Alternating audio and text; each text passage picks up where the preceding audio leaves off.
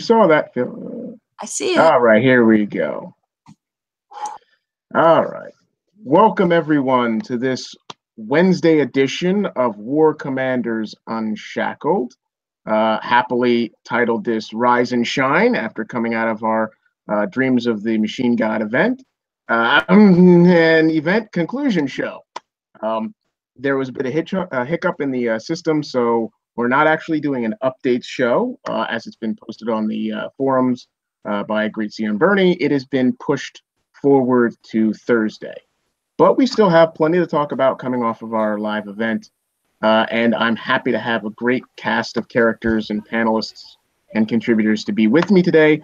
So we have the wonderful Situation Room long stay member, Ghost Rider. We have a douchebag named David. We have Godscope, who's also a douchebag. No, Godscope's not a douchebag. He's more like a high colonic. Lady Warrior, our veteran moderator in Queen's Clothing, our own Skipjack, and myself, Venom. I'm just busting Dave. I'm just busting awesome. David's chops, though. But David Dark Shadows, Godscope, the High Clonic, and and myself, a big prick. So here we go. So who in the YouTube wants to see me flatten Venom live? Me. Yeah, like that's a challenge. Ladies and gentlemen, please give your hellos, welcomes, hellos, highs, and what have you. Hi. Oh, Godscope, sound a little more upbeat there, buddy. Yeah, enthusiasm. Tone that shit down a little bit. Yeah, I know. You might break your mic. God, it's crazy. People on YouTube might want to turn their volume down. That kind of high pitched yell. That's fine. Don't get too excited. Oh, Capone also says he wants to see Godscope flatten Venom on live on Unshackled. So, we might have to do that next week. Godscope is quiet because he's busy playing with his Skipjack heroes. This is in. I don't know. I don't see what you said. I don't see anything from Capone listed. Yeah, and I see what you did. That was just wrong. That was wrong. Come on. No way. Yes, he did. I'll bring my cooter pancake over and pancake you.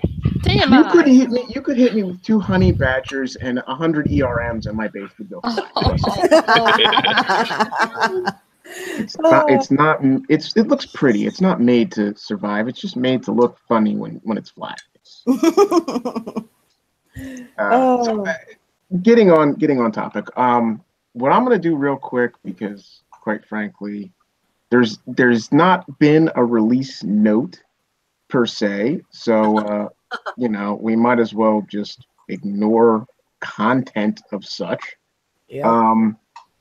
But what I can do is we'll do a real quick recap of 2 days worth of content from our March event map calendar. As soon as I get to the right doodad. Here we go. Repair. Yes, repair. Yeah, I have it. Doesn't matter. Whatever works. So while I'm doing this will take all of about 12 seconds of airtime, which is always true. As you go through the event calendar, because there were changes, I'm just throwing that out there. We're only basically touching the 29th, which is tomorrow. Tomorrow will be the server downtime and release day. Because of that, what we've decided to do for all our loyal fans, when Kickside does announce that they're going down, I will start posting the link for that show. And when the servers come back up for their first and hopefully only time, we'll see, I will go live and we'll see what content goes into effect. And we'll, if they've changed anything, vital to the game, new menus or anything like that, we can show it live. If not, at least we'll have a short, not so in depth, but at least coverage of what they do change and what the updates and bug fixes, etc. Go through. Fun.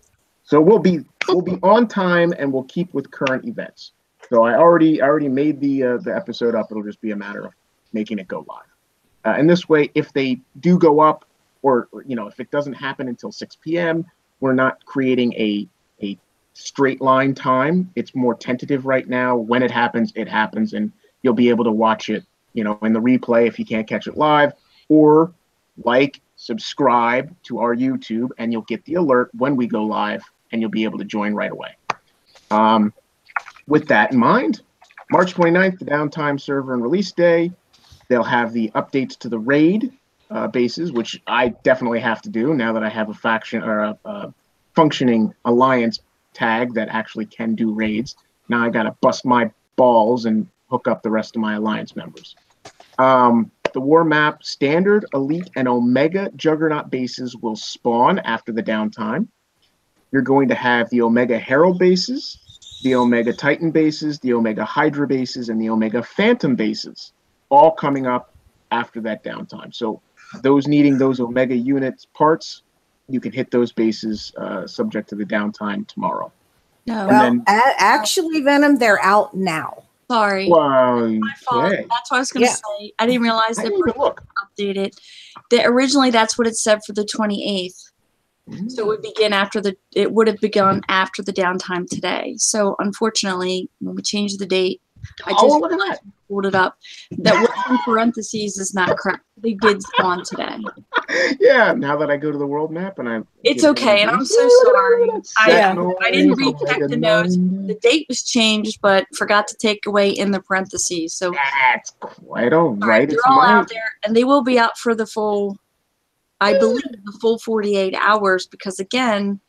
So it'll be 48 hours from now then. Right, for 2 days, but they're going to take the game down tomorrow. So you got to see, you see what I'm saying? I'm trying to avoid a cry fest in forums. It's just to inform the fans and the public right now that it was supposed to be today, and technically, yes, it's supposed to be for 48 hours. But the game was supposed to come down today, and then these bases would come out, and then it would be for 2 days. Their bases are out. The game will come down tomorrow. So I don't know for however long it takes for maintenance, I don't know if they're going to extend that time. And if they don't freak out about it. The bases are there. Do them now. Yeah, that's exactly what I was going to say. I was going to say, if you can, since now I have my foot slowly removed from my mouth, hit the bases you can. I'm going to go edit the notes right now. No. Hit the bases you can, and wish for the best. Here's a possibility: get what you can, get as many as you can done tonight and tomorrow early before the show goes, or the game goes down for its maintenance. If we're lucky, they'll put them back up, and it'll start a new timer, and you'll get it for the 2 days following the game coming back live. But don't look for that to be absolute. Hope for the best, but expect that if it goes down, they won't spawn. Yeah. And you'll just be short. You'll only get a 24-hour or 18-hour chance at them rather than the 48. So we'll see what happens. But all things kick side. The non-parentheses things that I hope are actually accurate. Shadow Ops Hidden in the Darkness Phase 3 begins. Just your whatever. World map Sentinel token bases will be out. And there's quite a few people like myself who need those Sentinel tokens for Sentinel units, so I might be getting them done. Okay. Might. That said, go ahead and refresh that page. Go ahead and refresh. All right, I'll refresh. And of course, the might depends on how many DCs you get. I don't get DCs. I don't get DCs out of the game. I only get DCs in the game. Oh, look, it's no longer parentheses. 328. Lovely job. You're welcome. I could have put some scroll work and filigree around it, but I could have put colors in there. I could have put no. Rainbow colors. Well done. Yeah, I was gonna say I didn't ask permission, but he asked me to make the change to the 29th, and we weren't sure if the bases were going to spawn today or not, or if they were going to wait and spawn tomorrow, which would have changed the whole cadence. So at the time when we changed the notes, we were still waiting for the answer on the cadence of the spawn. So that's actually probably my fault for not going back to him and saying, hey, we need to change this, or we need to add a 28th in there. So there, it's fixed. So, well, at least, hey, Yay! That's the core root of Unshackled. There are really, two basic mantra. We want accurate information, and we don't accept or promote cheating. So you've just lived up to two of those great mantras. So okay, that's taken care of. So I'll stop sharing because there's nothing else to really share. Aw. And now on to the fun part. I want to go down. I don't care about, okay, you know what? Because Anton did this on Saturday, and it's mine. Might as well with the conclusion of the show of the event. We'll start with you, Miss Ghost Rider. Mm-hmm. What would you give your overall, critique of the event? And you can do it in three parts. You can do it the start of the event, midpoint, and after your completion. So I'd like to hear what you feel about it, a rating at the end, out of 10, and a little bit about what did you strive for and did you accomplish your goals? Okay. I'll try to keep it not too long. I'll take time. We got to fill this whole episode.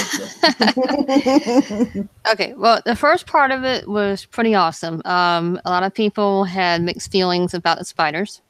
I guess it depends on how you approached it and if you watched the YouTube videos first before trying it, or if you're one of those people who just gung-ho and get out and then decide, oh crap, should have watched it first.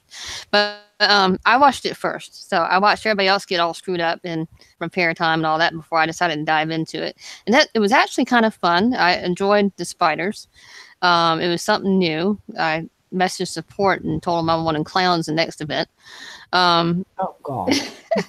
It started getting harder about around I guess day 60 on to 70, and then after that, as far as the higher version of it, you needed to have a siege squadron or knew somebody who could use the siege squadron to be able to get those higher bases for you. Now, in most cases, we had people in the sectors that could help with that, but for those people who don't have that amount of help available, I'm pretty sure for them it would have sucked.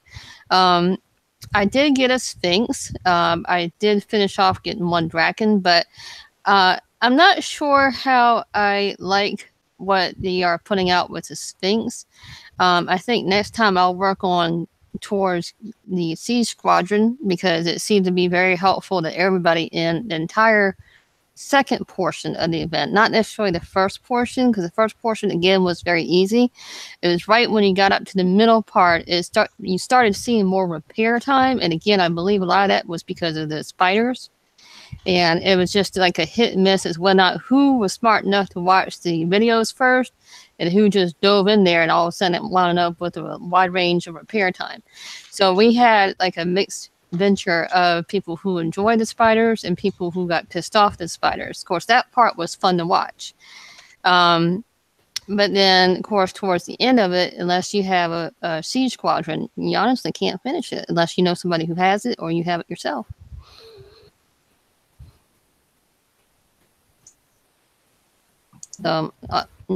Ultimately, I couldn't be able to do too much with it above 60, and yeah, I did get some stuff that I wanted, but not much because I already have most of everything that's already in there, and I think next time I'll work on Siege Squadron.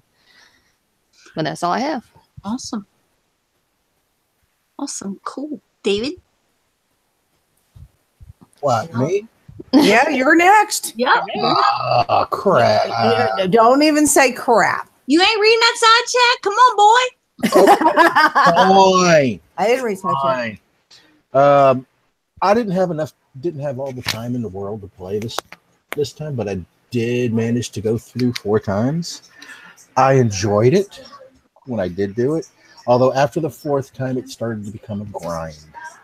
But that is what it is to me. It became a grind. To other people that did it 13, 14, 20 times, congratulations. Thank you.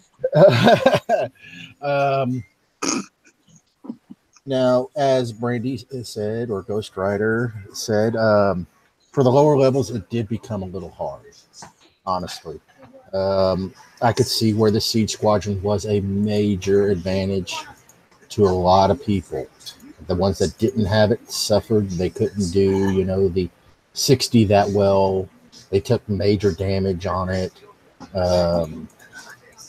And then the 80, there's no way that anybody could do that without the Siege Squadron, honestly, that I could see. But overall, I enjoyed it. I'd give it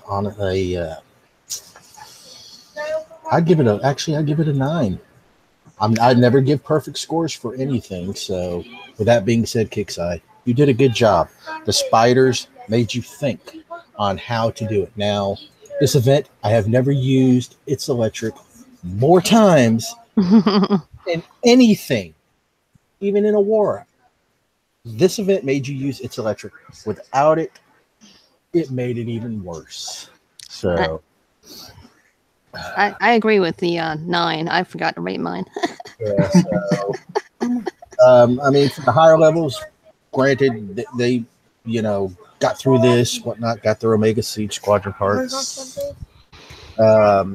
Me, honestly, every time I hit a base, I got one part. I said, after the 5th one, I said, screw it, I'm not doing it right now. So, and my bar dropped every 2 hours, literally. So, it is what it is. I enjoyed it, and I give it a 9. I agree. That's awesome. All right. Welcome, champ. I'm sorry, I had to wipe. I'll go to you before I go to Godscope. It'll keep things a little bit more in tune. Same basic questions. What was your overall opinion from 3 parts? Day 1, the middle of the event, and finally how you concluded. Did you get everything you aspired to get, or did you fall short? What's your overall rating out of 1 out of 10, considering everything across the broad? I think mid show or mid event, I rated this event as an 8, but I'm gonna bump it up to a 9. So Wow. yeah. So I got everything I wanted, and then some. But I was able to I think I finished my event within the first 3 days, and I ended up with 8.8 million XP or something like that. So that allowed me to help other players in the sector get their stuff, and help a couple players get some Siege Squadron parts, and was super easy. I was also using It's Electric pretty much the whole event. I was fortunate to have enough medals for that. What was I thinking of? Damn it. Beer and what I was. Yeah, as always. I know a lot of people, because the event was so easy, they were just grinding it out to get the tokens for the Sphinx. I could have probably done that myself, but I figured I got 8.8 million, so I think that's going to be high 20s, low 30s in the tokens for that unit. So I figure, I'll just get the remainder out of whatever comes, Shadow Ops or Invasion, however they fish them out to us. But yeah, definitely nice event. I liked it. Awesome.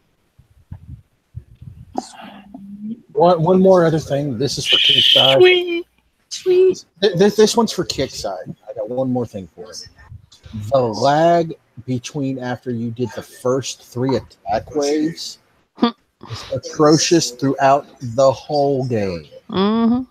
Now, I played my game at work, honestly, and I have multi-home gigabit connection at work. So it ain't my network connection, and it's not my computer at work. I promise you that. But to sit there 5 minutes waiting for everything to pop up, to load, was just bad in general. So that happened on both computers, both networks. Mm-hmm. That is one thing they need to address. Now on to Godscope. Yep. David, do you have a T1 at work? He has a little one. I have multi-home gigabit connections. No, I mean at work. At work is multi-home gigabit connection. Okay. All right. That's what I thought. Sorry. Go ahead. Sorry. Yes, Godscoop. Well, This event, didn't play much of it. Didn't really have many of the problems that a lot of people ran into. The spiders were never really much of a concern to me because I just use Phalanx with its electric and takes care of them pretty quickly. The only issue I had was the first time going through on the 80, I deployed my heavy tune and my siege and disconnected. And when I came back into the game, I noticed that my entire tune and my siege were dead. So that's the only real hiccup I had the entire event. I went through and completed the whole thing 8 times, and it's the first time in months since I've been able to do that. My favorite part of the event, though, was the trophy. The amount of pure bitching everybody did about this trophy. That's the only reason why I bought that trophy, and it is now in my base, is because people were bitching nonstop about it. They were. I'm in the same sector as him, and they were. Oh my god. Yeah, well, there are unfortunate side effects to the design that were, I'm sure, unintended. I wanted to shoot stuff. My favorite thing was City's videos that he made about the whole Illuminati thing. That was fucking hilarious. Oh my god, it was so funny. I personally love the trophy. I'm able to hide a bunch of stuff under the. That's my opinion of the trophy. You can hide a bunch of stuff under that. I will say this, and I just got to touch on this real quick before I go on to our great Skipjack's comments. Is I was in earlier with a hangout with Wolfie and a few other players, and Anton Airlines was flying high, and this event was great for helping out other lower players and helping people get XP and things. And Anton helped prep a base to get another player basically his last like 100,000 XP, which gave him like 800 and some odd thousand XP. And Wolfie had taunted and told this guy, "Get the trophy, get the trophy, get the trophy." Anton was not aware of this, so Anton's prepping this heavy, this good base. It's up there in the top tier, and he's prepping this base, and he gets the XP. And Anton, like I would be, he's thinking, okay, this guy's got some good XP, got 100 and something thousand out of this base. He's gonna go buy, Liberators or buy something. Gets the trophy. Yeah, I got the trophy. you could hear. Go flat his face. You could hear from 40,000 miles away just him punting some poor animal out in the freaking fields.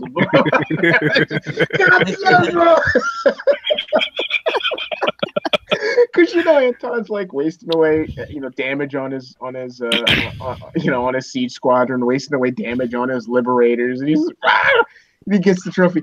And then the funniest part, and I'm not naming names, but the funniest part is after Anton signs out, the next words are the gentleman's asking Wolfie to cut bases to give him thorium. And he's like, you know what? I shouldn't have had him get the trophy because Anton was right. He should have used the XP to get units. Then he'd get his own damn Thor. I wouldn't have to go out and get Thor for him. So, yeah, the poetic justice. That's messed up. And I give the event an 8. Yeah. Well done, Kixley. Yeah. All right, and our lovely Skip. We'll come back to Lady Warrior in a moment. Oh, she's back. Okay. Yeah. I just got back. Thank goodness. Between Champ and Goscope, it gave me enough time to go take care of my mom. I cannot wait to hear Ladies' rating on this event. Okay, so remember 3 parts. I want 3 specific answers. And I will do it in 3 parts. Okay. So part 1, the beginning of the spiders. Event. Part 1, beginning of the event. Kix can kiss my ass. It's just that simple. Because I started playing it the minute it started, had no clue about those spiders, and dropped my jug in a 35 and got 17 hours of repair. Underneath that, and it pissed me the hell off. Didn't play the rest of the day. Didn't play Friday. Until some of my lovely unshackled friends decided to pull me into playing. And you guys know who you are. Yes, we Anton Airlines, City, Daba. Thankfully, Thankfully, I was not present in that. No, you I stayed out of it. I didn't do it. So, you know, well, they get me in the, you know, they get me in there. Well, you got to, you know, because we're vetting some new people that are going to be on the panel. Well, you got to show yours. So you got to log. I had not logged in since Thursday. So I logged in. Rage quit. And I started playing. Did you repair platoon overnight? Huh? Well, yes, my platoon repairs overnight. Oh, thank God. I can tell Kicks to kiss my ass, but they still love me and repair my stuff. So, but the middle of the event, actually, I still hate the damn spiders. However, it wasn't so bad. It really wasn't so bad. I didn't have a lot of time to play, which I usually don't. I have life. My mother just had cataract surgery last Monday. On Monday, whatever day it was. So I was gone for a while with her and getting her taken care of and all of that. I went in there with the idea of I had to get the Siege Squadron. I missed the Shadow Ops for that because of work and other life events. So I had 3 parts. I got my first 500 XP on Friday evening, and I bought the Siege. My next goal was Elite. I got that. I got the pods, and I got some other odds and ends. Overall, I think I would actually give it an 8. It really wasn't difficult. Now, I play a lot differently than most people. I don't give a crap about the trophy. I played two, I believe it was the 55 on the main, where I unlocked the 3rd faction base, which is the 60. And I played up to the 60, got 1 Sphinx, a restart token, and that's how I played. Yeah. I had some repair, usually with me just being a noob and hitting the wrong button or going the wrong way, but my jug stayed in the garage the rest of the event. Dropping your heavy tune on 700 spiders. Huh? Dropping your heavy tune on 700 spiders. Yeah, no, I did not bring my. I tried my jug for the what was it? Was the 50 the one shot where you had to kill the 200 spiders? Yeah. Mm-hmm. I tried the jug the first time I did it with caretakers and a couple of phalanx. I didn't like the way that worked. From that point on, all I used was phalanx, and I ran them in a circle. And I just ran them in a circle. I didn't even use a caretaker. I used a caretaker with phalanx the second time. I still didn't like the way it worked. So I just dropped my phalanx in there. I think I had 10 maybe in the plat that I was using. And I just ran them in a circle, Killed my little 200, went out and had my little hour repair. Done. If you would have used its electric, you would have had like 7 seconds repair. Yeah. Yep. No, my phalanx aren't that high level, and Doesn't yes, matter. I did use its electric. Okay. Oh, okay. Yeah, I did use its electric. I did the event, like, I'll get right to you, Skip, but I just want to say, talking about the caretaker in the 50, I did the event full go through about 4 times, and I did some half, not full go throughs a bunch more times. And I used the caretaker, Juggernaut, and 6 phalanx in that kill 200 spiders base. Mm-hmm. Every time except twice, I didn't get any damage whatsoever. The 2 times I tried to show it to somebody, I got my ass handed to me. That was Kickstar's way of saying, "Don't share what you just learned." It makes me feel so like an ass because I'm sitting here going, look, if you just drop the jug, move it to this spot, and park it, and the caretaker, you just take your phalanx and you keep them in the circle. The phalanx don't die. The Juggernaut doesn't die. The caretaker takes all the damage. Yes, you got to swap out the caretaker because it's pretty much half dead, like 35 minutes or so on each caretaker. But if you have multiple caretakers, you just swap them out as you need. And you can do it and move on to the next base and then restart and do what you want to do. And I look like such the ass. Anton's watching. I die. Fuck.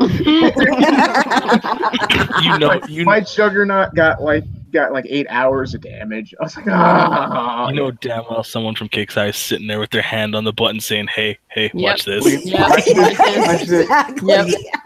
Let the spiders go. Okay. Please, Skip Jack, your opinion. Well, wait a minute. I'm not quite done. You haven't done yet? I'm sorry. I haven't given my rating because, like I said, from like day one, I would give it a 0 or negative 100. That's just how angry I was. After Friday evening, I bumped it up to about a 6. I have to honestly say by the end of the event, I probably give it an 8. And I didn't think I would ever get there. I didn't ever think I would get there, but I actually wasn't so bad. I had some repairs, and like I said, most of the time it's because I was a noob and just, misclick and what have you. But hell, I got more repairs after I went and slammed a base at, hit some noob, infiltrator in my sector after that than I had for the whole event. So it's okay. It's okay. All right, my love. And now Skipjack, please, your critique. Okay. I'm going to give a short critique because Jim is sitting right across from me. For him, real quick, just to throw it out there. We all pretty much had the same opinion, it seems, of the first, second, and third part of the event. But Jim would like to give it a solid 9 now. But again, like everybody else, especially the first day, not so much. And his only complaint for the whole entire event, in his opinion, was his pain in the ass base was the 55. So no haters, okay? It was just his own personal pain in the ass base. I'm going to leave that go, and that's that. So solid 9, but in the beginning, we were all kind of a little pissed off. When I say that, everybody here at the house, including my dogs and cats. Okay. So, the aftermath. So because I knew Mommy and Daddy were pissed off. Mommy's the moderator. So Mommy was really pissed off. I like how you put that with them. Pissed off and doing a lot of typing instead of playing the event. I promised everybody I would play 90% of the time and moderate 10% of the time, and that switched really fast. Yeah, 99% moderator, 1% play. For like the first 12 hours. Okay, so my overall rating, again, obviously the first couple days, really rocky. Stuff had to be fixed. Nobody likes to see a downtime in an event. Those of you who understand technology, I'm not kissing Kicksai's ass. It's not about money. It's just a fucking pain in the ass to take an event down and then have to get it back up and not fuck shit up. So with that being said, there were people who did get that, and we could talk about that later, or if somebody brings it up in the YouTube chat. But as they fixed it, and then as I was able, I'm saying personally myself, and I'm saying this with Lonnie, with my crew, but I'll mention at least the 2 people. But I have a ragtag crew now, and there is no leader. We have no page, and we really don't have a whole lot of rules. We're just about fun and having a good time. No politics, no drama. So I'm just going to throw that out there. Lonnie and Scooby, after some things that they tested and tried and looked at and, played with and everything, once I cranked it and got my Elite Siege Squadron, my whole entire event changed. So, and I didn't have the pod yet, by the way. So my whole event changed. Everything changed. So I'm going to give you my information, but I'm going to credit my crew for feeding me information with the units that I already had in order to get the Siege Squadron parts to Elite. And I'm again going to credit my crew and not, I don't want to single out any one person because everybody had great information.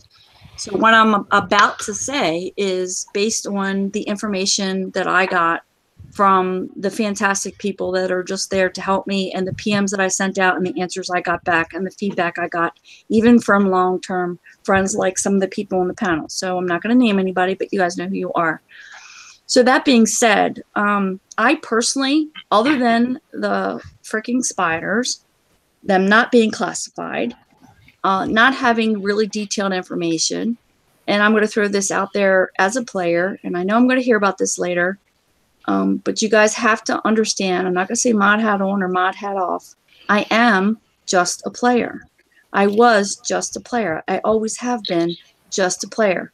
I became a moderator because I got pissed off about the shit like all you guys did. And got banned in fucking forums and chat banned, okay? So you guys have heard this story. So the reason why I'm saying this is that if there was just a little bit more of a heads up, showing us the last event or other bases of them, the shit hanging on the walls does not give me any information on what I need to do to prepare.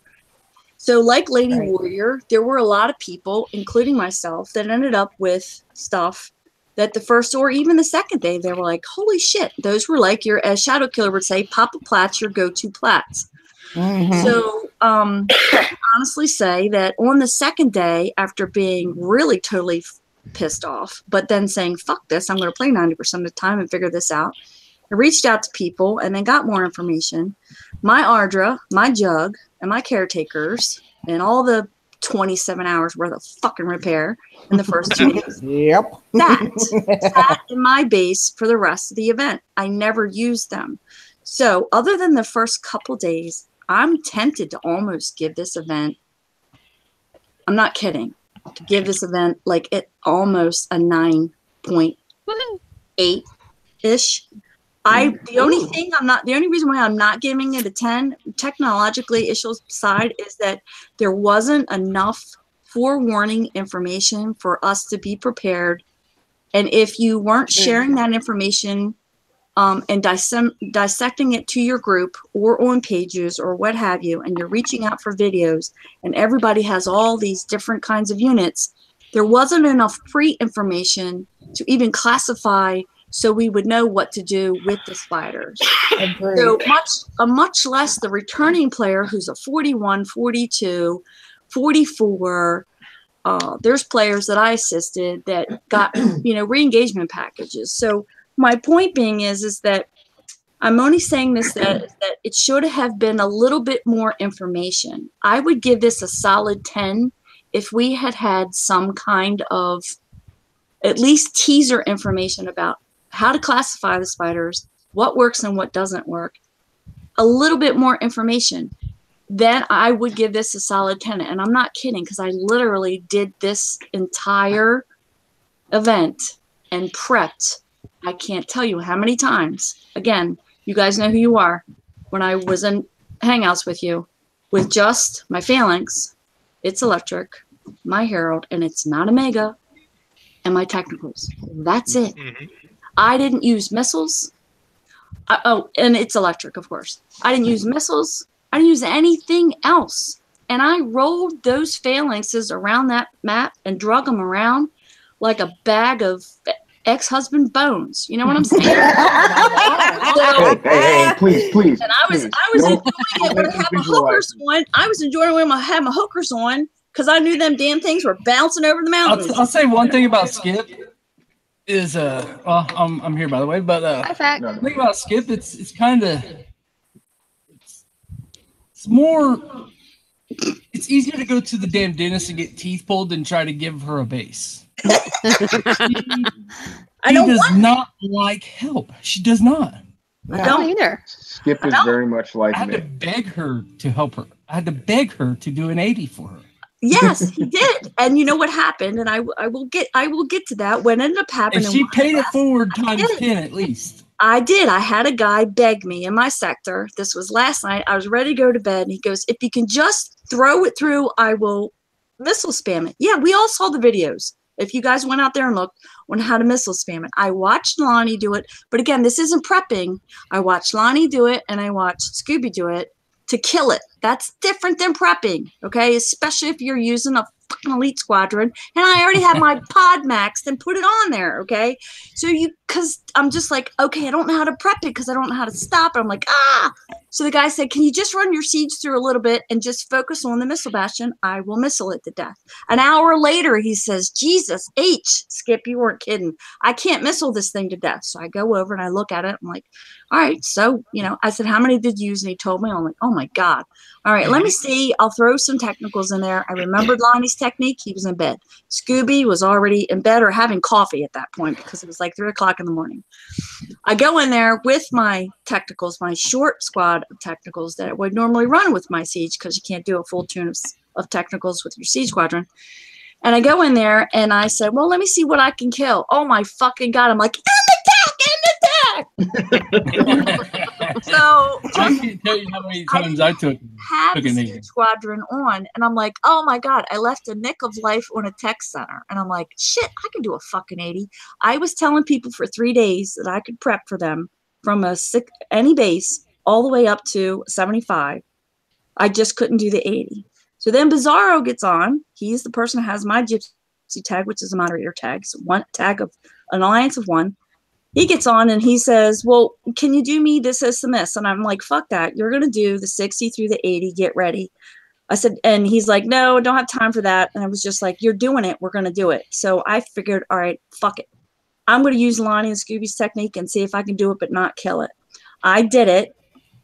And same thing. I did it, but I did it with my Elite Siege Squadron. And I'm telling you what, I was like going, end attack, end attack.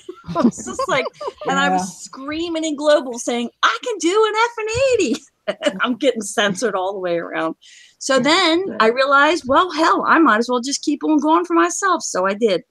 All in all, I got everything I wanted and then some. Got the trophy. I hardly ever get a trophy. I activated an extra boost and realized, you know, when I had the extra XP. So I got more technicals. I got the Elite Siege Squadron, obviously. I already had the pod. I got the trophy. I got more technicals. I rounded out my tires so my shit isn't hodgepodged. I got fucking armor for all my Drakens, including the extra ones I have for PvE and tunes.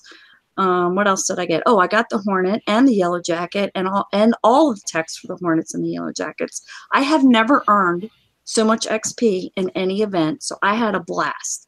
And every single person that I prepped for in my sector, I had a freaking blast helping them because I learned by doing them. And when I made mistakes, it pissed me off because it's easy to kill a base for yourself.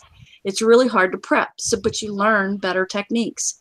So I had a blast. Again, with the thing about the spiders, that's my only downfall. I didn't have a lot of issues with lag unless I did too many bases at once or I won too much shit. And it took 15 freaking minutes for all those pop-ups to come up in your base to tell you all the free stuff you had. I like my unit, by the way. She's awesome. She is a one-time use. So, yeah, I've seen the videos. I've seen the comparisons. I hear you. I get you.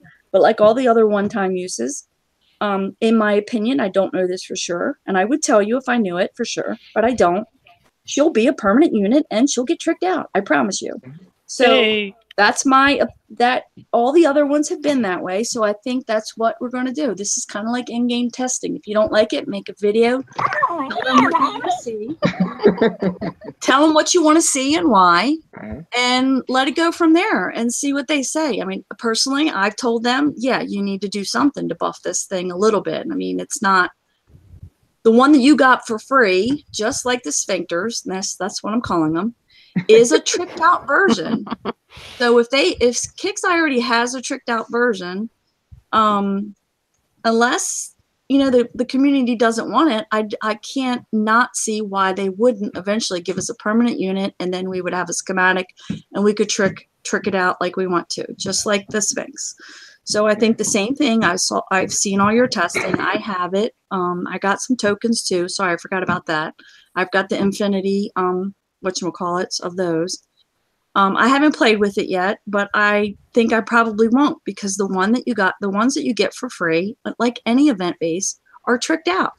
So I expect there's going to be a kick-ass schematic for it, and we're going to have some changes and stuff, and you're going to be able to level it up. That's what those tokens are for.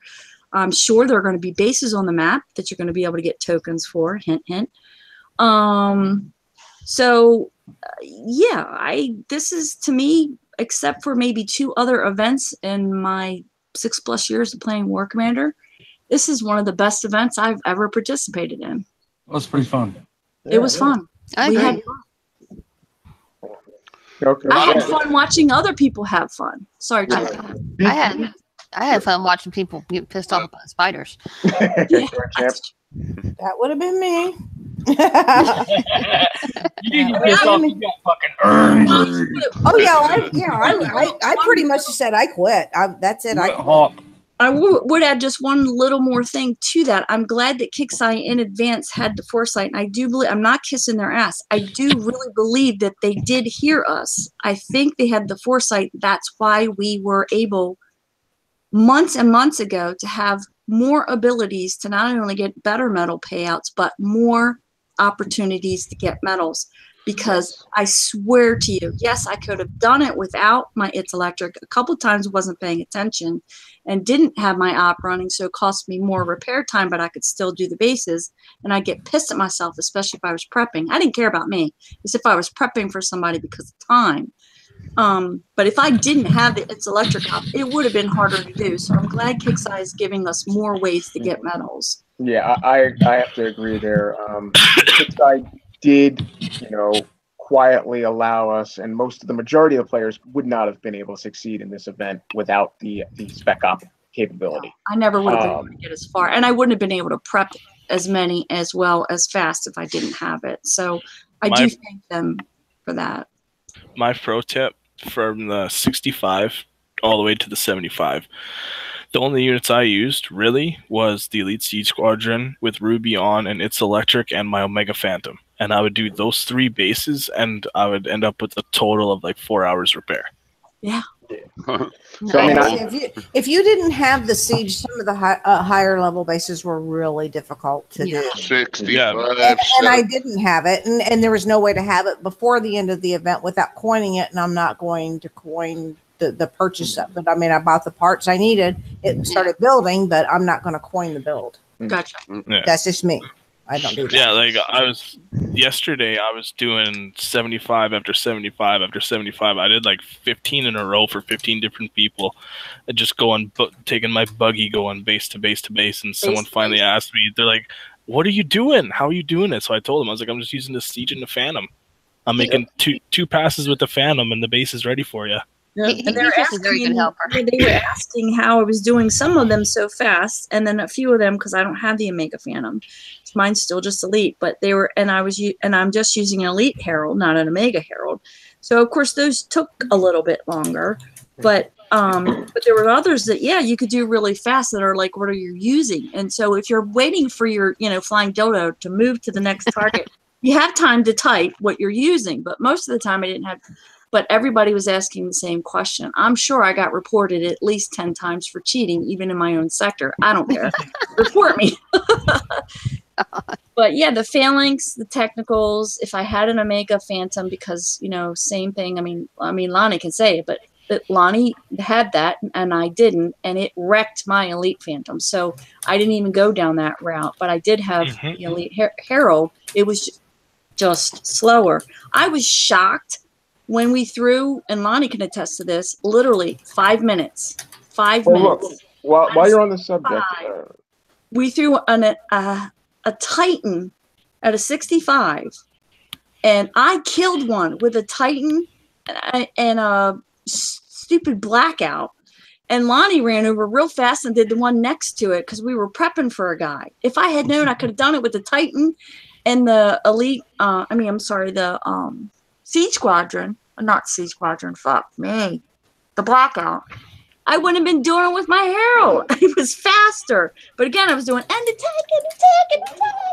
Well, I asked in YouTube how everybody else's events were going. I want to get to that, so it's not just us talking up here.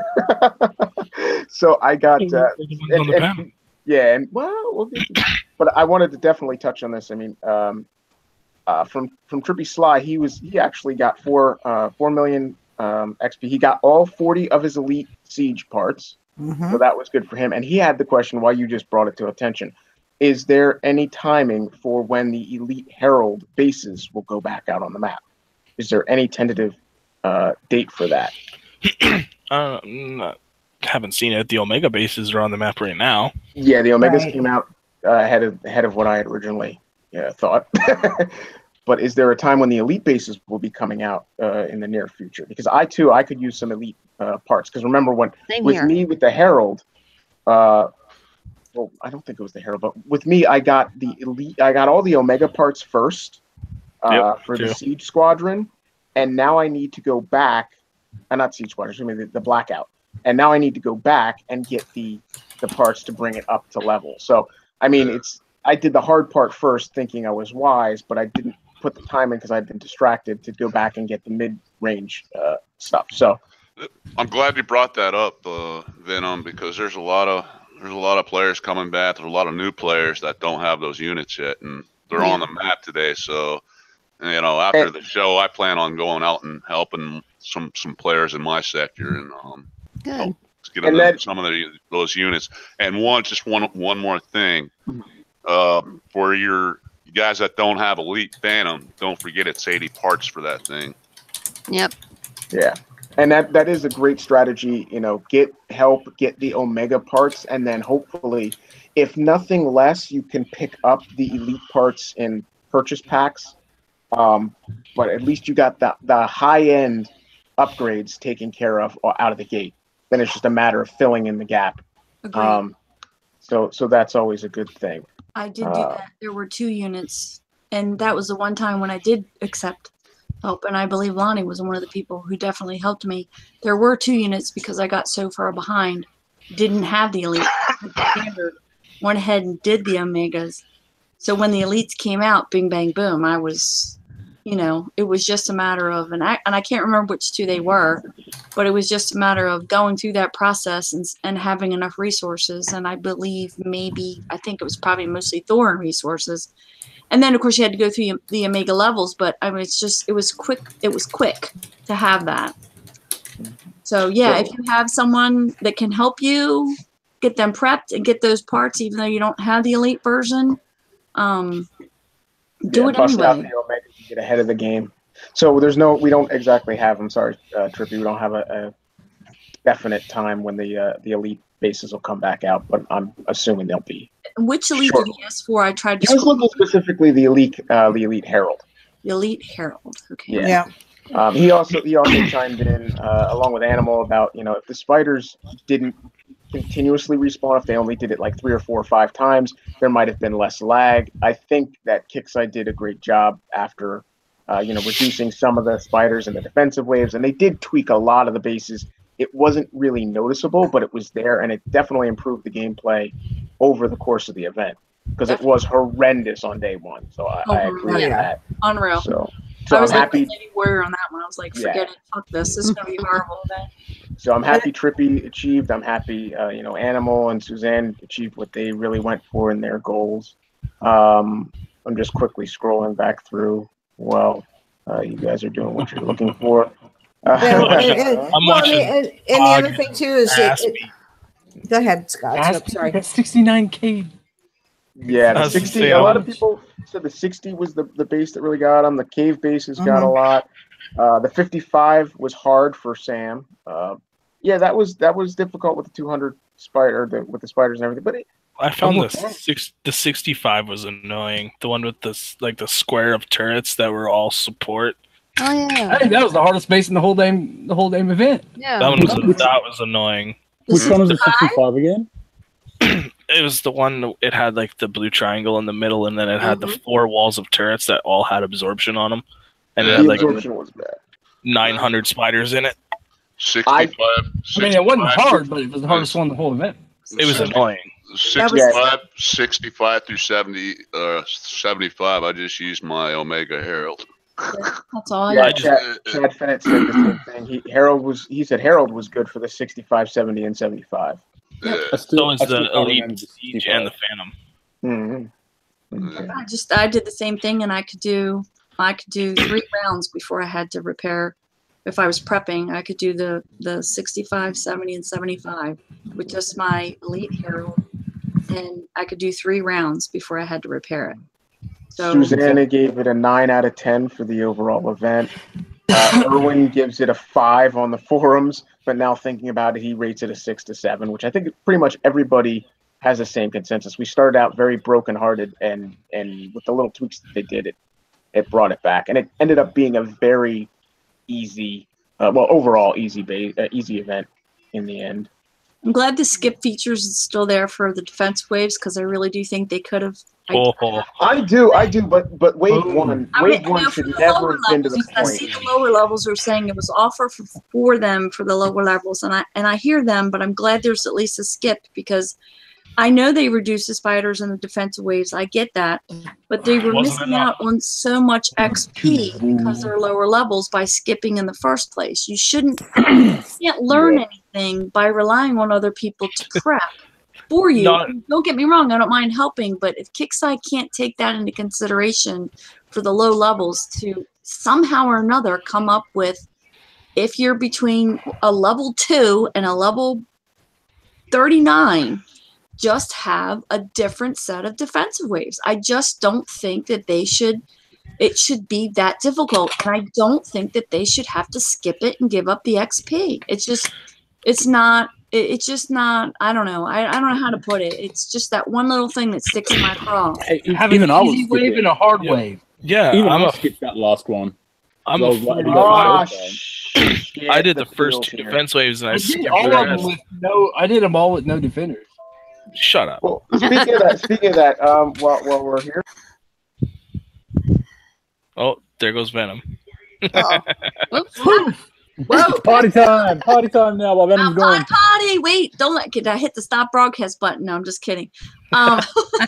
Pull a Venom while he's not even in here. See, Peel jumped in. I saw Destry jump in, but real quick, Destry, can you unmute and give us your thoughts, or you want to stay muted? Okay, he probably has to stay muted. All right, good talk. Yeah, Peel. That was fast. Peel, you want to do, the question was, first, middle, and last. Did you get what you wanted, and what was your rating? Well, all I really wanted was the tech, which turned out to be really shit, and then the trophy. So I did get them. You didn't have to do Omega Siege? No. Honestly, I was out of the game for pretty much, I'd say about 95% of the event. I wasn't in the game to play. I didn't really try going for the Omega Siege parts until the last day. So I managed to get 56 out of 80. So I'm like, it's good enough for a day and a half of effort, or half a day of effort really on those bases. But yeah, I think I went through it. I did 2 full completions on that last day. And then towards the end, I just started helping people. Everyone seemed to want the high-end bases at the end. Fucking 60. I did 2 or 3 60s, a 75, and 80. Maybe something else with someone. Well, some people watch other people screw up and bitch, so they know what to do and not to do. Yeah, well, the 60, I had a lot of people having a lot of trouble with it, but if you had your hammers up pretty good, it was piss easy. Yeah. I threw a tune of hammers at it, and if you did it right, you wouldn't take much damage at all. Literally, not much. That being said, if you didn't have strong hammers, it would have fucked your day up. But yes, there were a few people that watched some of the videos that had the hammers, and I could have used my hammers, but they were just too fucking slow for me. And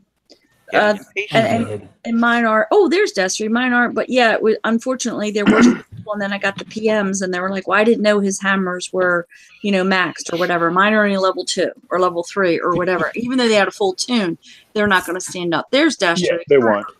They won't stand up at those low end levels. Mine were level 19, and they were blitzing the whole base. Yeah, that's what I figured. So on the rating overall, the whole event. Honestly, if you had the stuff, it wasn't overly difficult. But fuck those spiders. Honestly, fuck those spiders. So 1 to 10, what would you give it?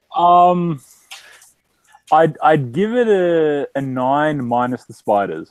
Gotcha. Aww. That's what I was figuring. I see Destry unmuted. I'm not trying to cut Peel off, but Destry, you want to go ahead and give us your thoughts, because I know that you didn't get to participate from Sunday on, so you want to give us your thoughts?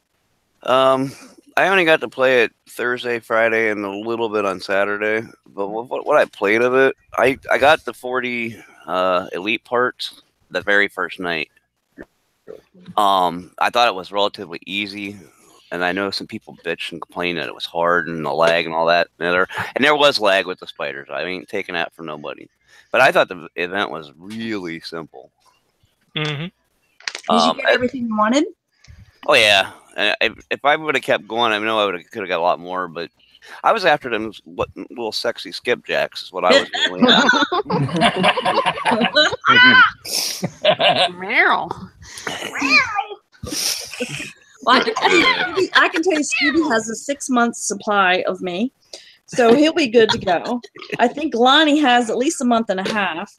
So I know between me and my husband has the original, but also has at least 2 months worth. So in case I'm sick or something, you got one to use on the side. Exactly. Are the tits gonna get bigger as we level her up? No, I don't think so. You know, I specifically asked for a minimizer flak vest on purpose. I don't want to be running and giving myself a black eye. Okay. I'm kind of curious what happens if you pair the flying dildo and skipjack together. What kind of explosions you're gonna get? She rides it. I don't want to see that. I knew that was coming. I told you guys. Yeah, YouTube, they're wondering if you had these. Well, now you know what's been going on in the Go-Go Bar on the 4th of July. No, I'm telling you, that's right. I know my Go-Go That's where all the fireworks came from. I know. That's what I'm saying. So, anything else to add? Anything else to add, Destry? No, I think. Did you achieve what you really wanted? Your goal. You got the 40 Siege Squadron, which is awesome.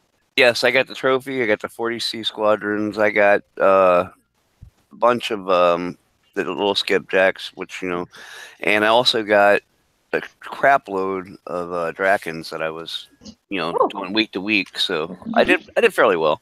Right. Lonnie, how about you? What was your overall consensus?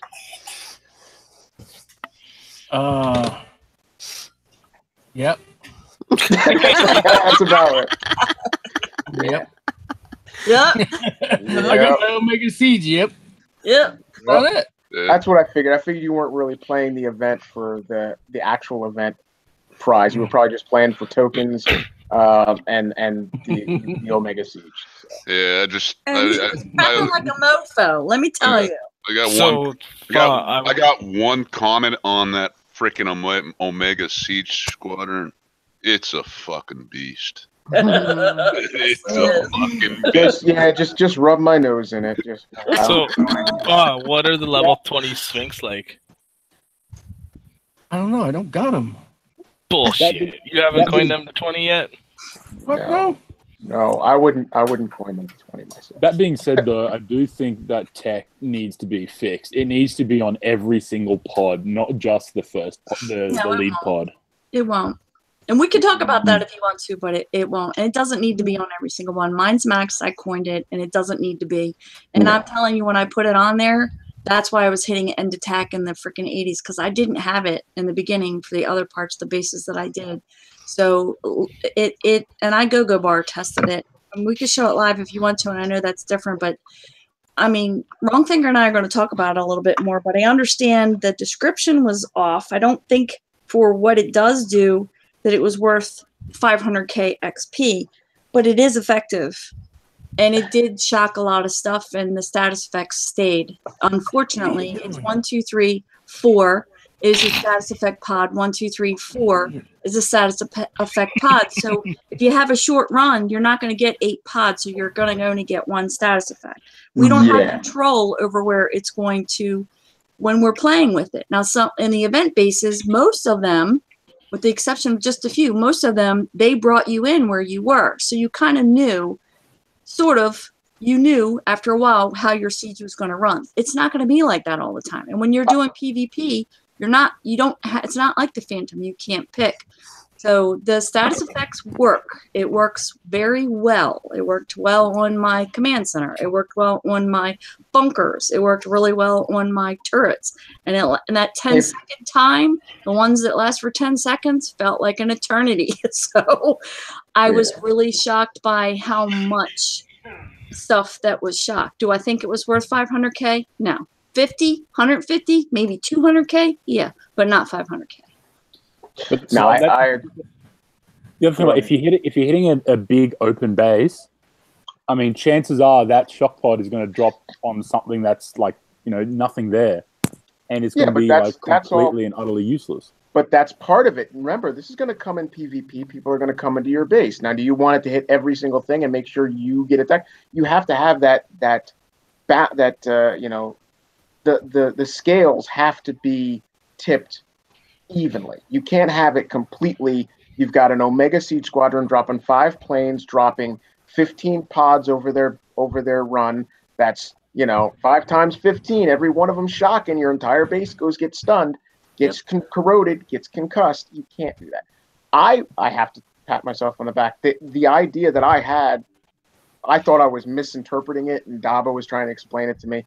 But it turned out to be not every single pod in the run has that status effect. Just the fourth one of the center. Every fourth pod. Mm-hmm. I misquoted. I thought it was like every other pod or every third pod. And I had thought that it was all of the planes, but every, occasional drop, not every single one. So I half interpreted it correctly, but I was off at the same time.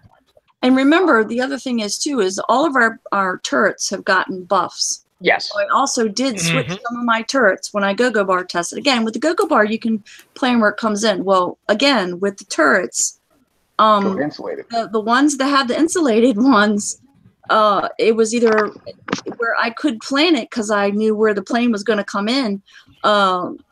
They're not insulated to everything, but it was totally different. So I mean, this is going to be.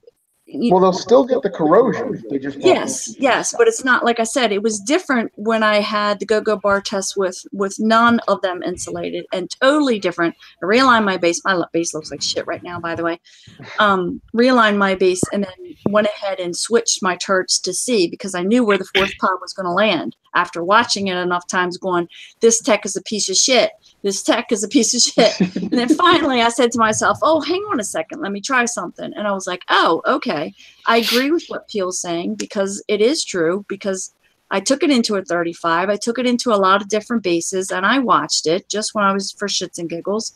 And when you do get the long run, the fourth pod does land on something, but technically the 8th pod on the long run or the second drop of the 4th pod goes right into the dirt. So it's not shocking anything. But again, the Ravishers, depending on what level you have them on, and if you are updating them in your academy, thank you, community, for bitching at me in forums for 2 days.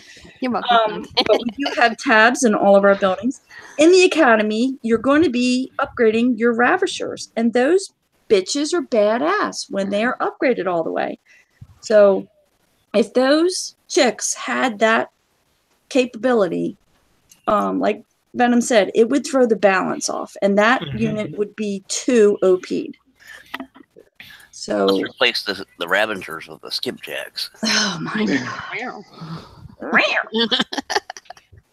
I see. Yeah, and I don't need a pod, and I don't need a parachute, and I don't need flotation devices. I come with my. I want the slipjacks in my bunkers. Yeah, tell me about it.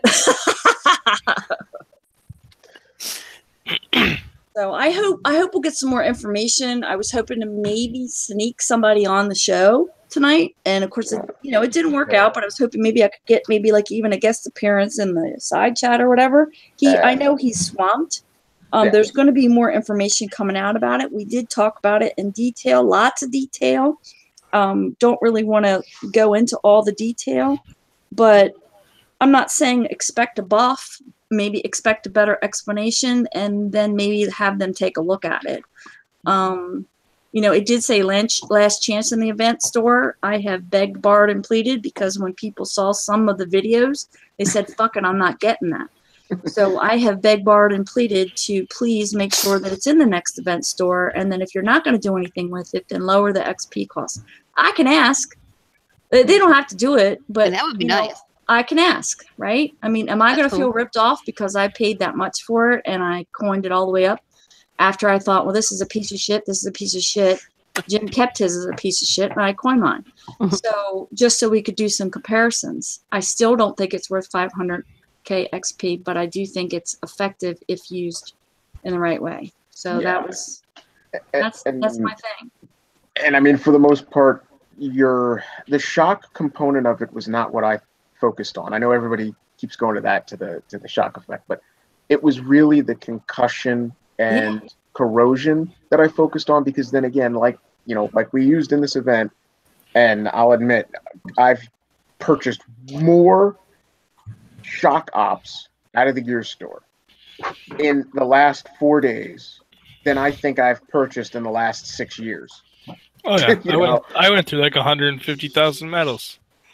Yeah. Oh yeah. I think I'm down to. I'll tell you exactly how. I am down to 354,000 medals, and I had over 900,000 when I started this event. Yeah, So, I was getting close to, like, for the first time ever, of going, oh shit, am I dumping my medals in the dirt when we got then because I forgot about Monday's payout, and now I'm down to, I think, 323,000, and I haven't bought anything in the gear store. So I bought a lot of its electrics. I bought extras, so in case I was prepping, I wouldn't have to go back in my base to get it, to put it on. So I kept buying like 2 or 3 at a time to make sure I had plenty of those and plenty of hookers, and slap those bitches on their ass so they would move the frick across the map. I actually got most of my hooker ops I didn't purchase them. I got them out of doing metal bases and oil bases, 30s and 35s during my off time. While I was got the freaking sleigh bells and the damn bacon brigades up my ass. I even got Scorpion King op, and I got the defensive Twin Titan op out of the 35. So I was rocking. You did? Oh man, I killed for a damn Titan op. I was happy. Hacker, cheater. Yeah, okay. Instigator. Yeah, that's me. That's the one moniker that will never. You can call me a lot of things, but that will never stick. No, the things I want to call you, darling. Number 1, you're married, and number 2, this is a family fun friendly show. Yeah, this is the NC-17, not the XXX rated versions. Yeah, okay. You need to get cataract surgery if you think I'm But yeah. In the highlight reel, it's sexy, man. That's all I gotta say. Yeah. Constructive angles and good shadow play is always helpful for film. Let me just explain that to the viewers out there. For my critique, real quick, my event, first day had problems, hated it, was pissed off. Mid-event, got down to brass tacks, figured things out, did certain things my way, did a lot of things the way the majority of the playing, players were playing, and watched all the videos and really hunkered down and got through a lot of quick tips that saved me a hell of a lot more damage than I needed to take. In the end, I go from rating this like a 5 out of 10 at the beginning to a solid 9 out of 10 at the end. I think again, I can't stress how many times I've said this, but this event in particular, it was not geared towards lower levels. Absolutely. It was geared towards the higher levels. We just came off of a catch-up event where everything under the rainbow was listed, and the event prizes were drastically cut, and everybody banged out the last event last month and got a lot of great tech and a lot of great stuff. They didn't get a lot of great units. In a way, this event was geared to the lower levels. I don't think so. Yeah, I do think so, because it gave us higher levels a chance to help the lower levels. Well, yeah, but I did help a lot. It did that. In a roundabout way. The lower levels got what they needed. Certainly, if they were hooked into a good clan, in a good sector, and had good friends to help them. Because for the higher levels, certainly this became a very boring event quickly, and we could spend our time focused on the bar for the Omega, because the majority of high level players who were focused on getting that bar up, get those Omega Seed squadrons to drop, and a couple of knick-knack units, and that was it. Yeah, it depends what type of player. Myself, I was wanting to help a lot of people in my clan that couldn't get those bases, and I was opening like bases left and right for them. So I was just like, what base do you need open? It was mostly 60 through 80, including the 65, 75 in those main traction bases, and they were just so easy. I didn't even worry about it, more repairs or anything, me personally. But yeah, I was willing to take my time. I was bored, didn't have shit to do on the game, and plus I like helping people, so it was fun. And unfortunately, the one player I wanted to help wasn't on that much, and she was having disconnect problems. So. Oh, that's a shame. Yeah, but no, you're right. I mean, there were the only disadvantage for low levels was the base defense, and in that case, you could just push the skip button. Yeah, but again, I can't stress how disheartening it is for the very first wave for a low, not even a low level, but low in our terms of, starting out now, the 30s, 29s, 28s, having to skip wave 1, first defense, because 5, 6, are coming in and flattening you. That was a little bit off for me. That could have been better for the second defense wave. The first one should have been simply just troops. I don't know. I'm biased and I'm accustomed to the very first wave being like the first offensive waves where it's just, it's a movie. You just watch it go. It gets you involved. It gets you that first thrust of, yeah, I did something, an accomplishment. And then thereafter, it gets more and more progressively difficult.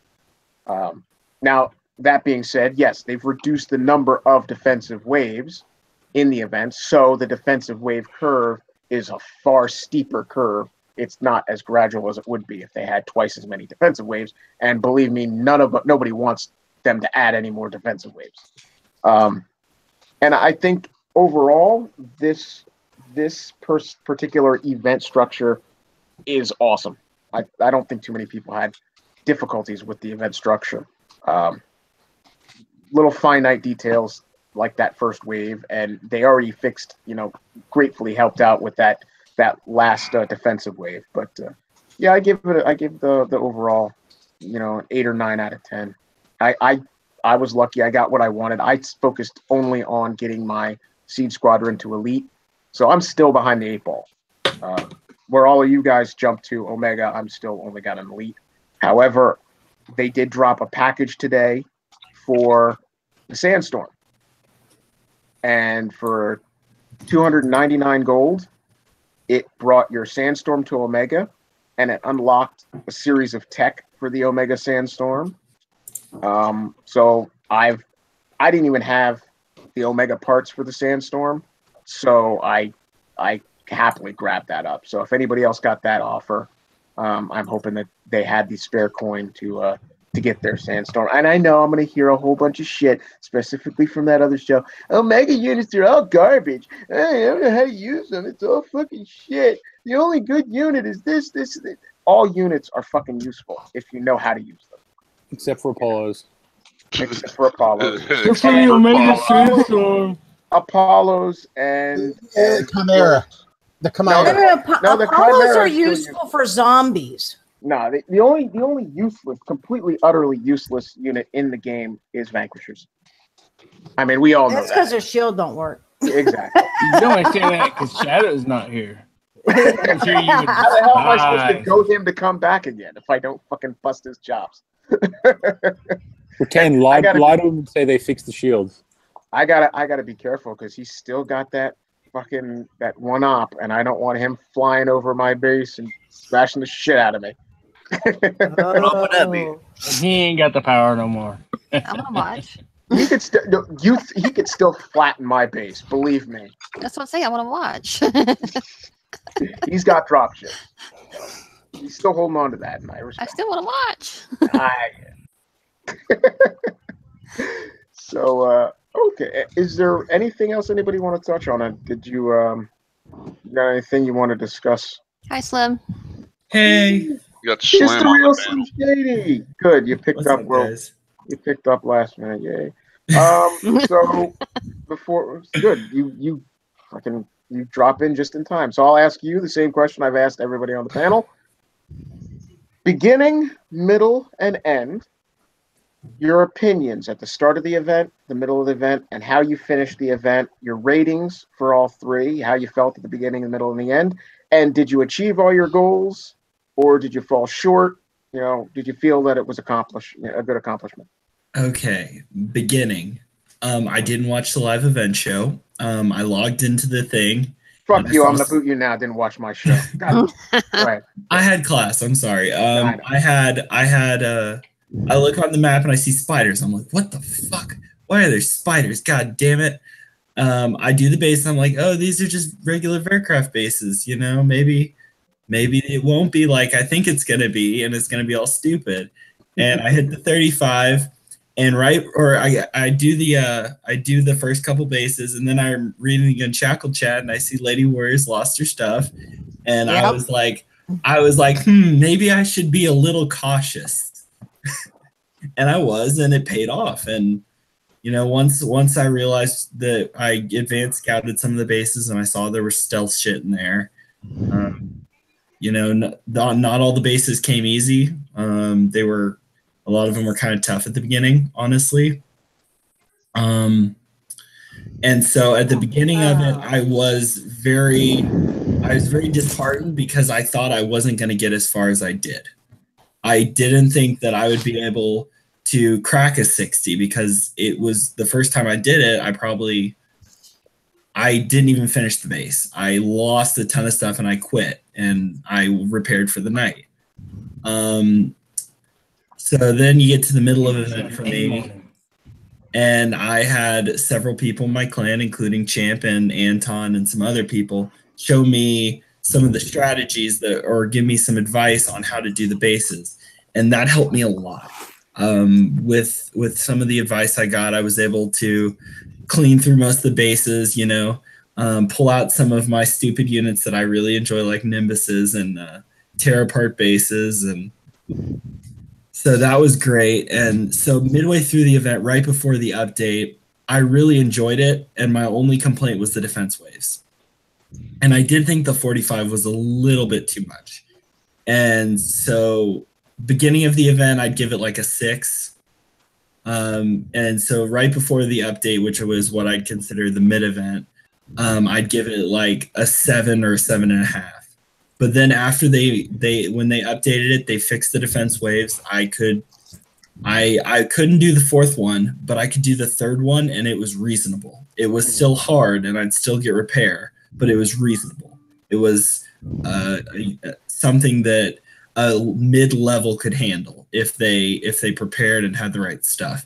And so with the changes that they made, I gave it right at the end of the event with me doing my last 60 with 2 minutes left and cracking that right at the end of the event. I'd give it like a 9.5 because it was just such a phenomenal event, and it actually challenged you to think through the bases and not just Jug Archer Ruby everything. Mm-hmm. Thank you.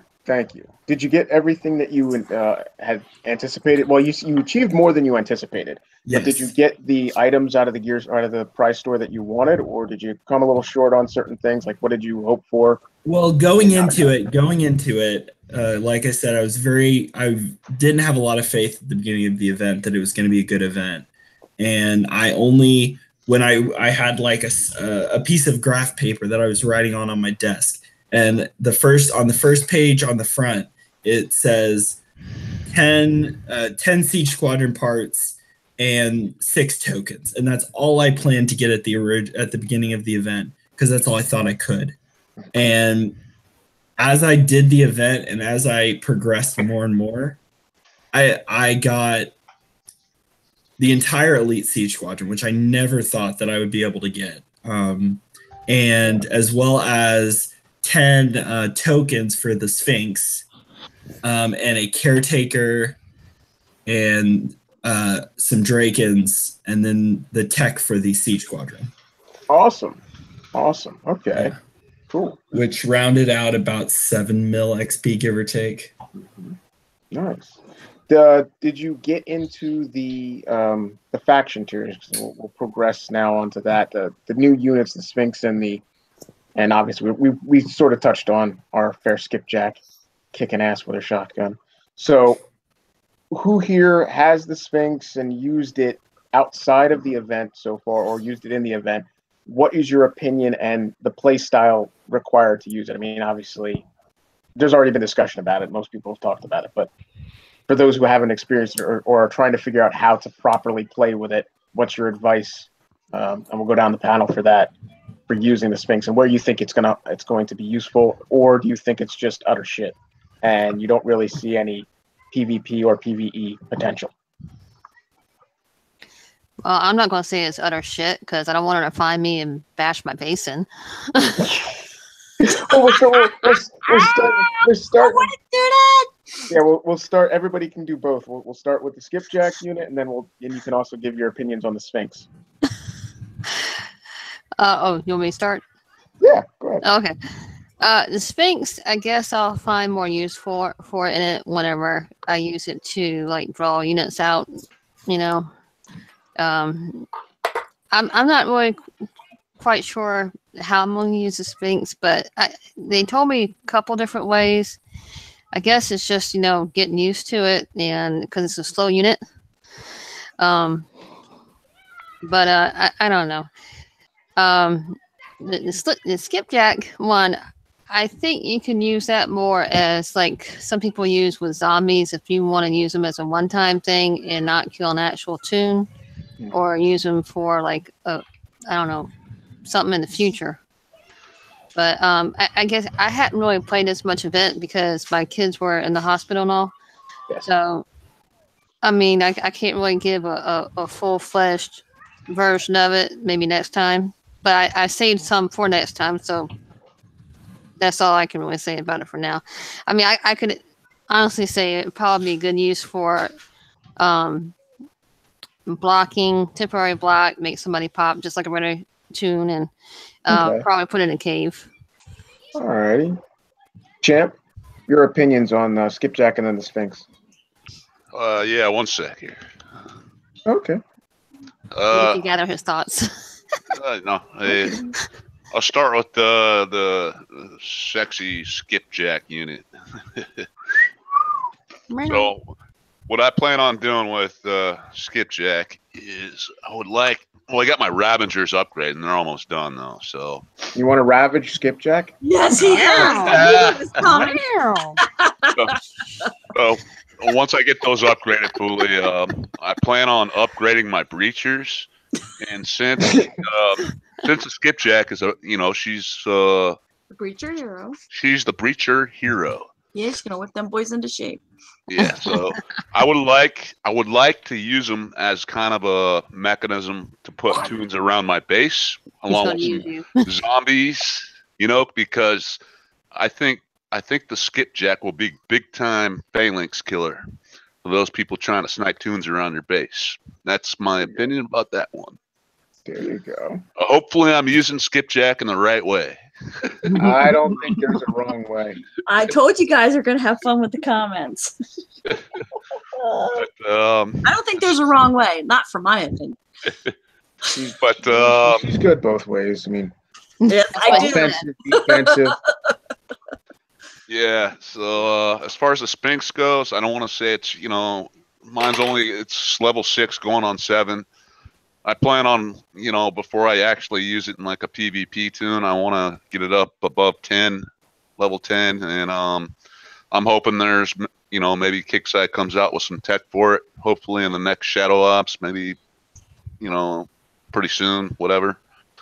I can't really comment to, whether or not the unit stinks. I've tried it in a couple bases. I said Sphinx, not Sphinx. Yeah, the Sphinx stinks. Yeah, I think it's a pretty badass unit. So I mean, my thought is you're gonna probably have to use phalanx of the sky, boys. Yeah, you're probably gonna have to use like a big tune of them to make them be effective. So, but they will eat shit up. Yeah. You think so, Lonnie? I think so too. David, what is your opinion? Have you touched on either of those two units yet? Well, the Sphinx, as far as the video I've seen on, yeah, it is a good unit. It's as Lonnie said, it's the phalanx for the skies. But it's probably not going to be better until we get the tech for it. Shoot and move is just. I like the idea of it. However, mine's still level 1 because I got other stuff that I did not want to cancel. I was like 6 days into it that I got like a day left. Yeah.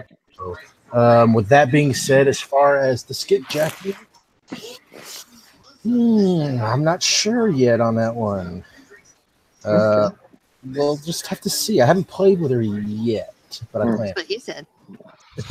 But I plan. Well, for our fair guest.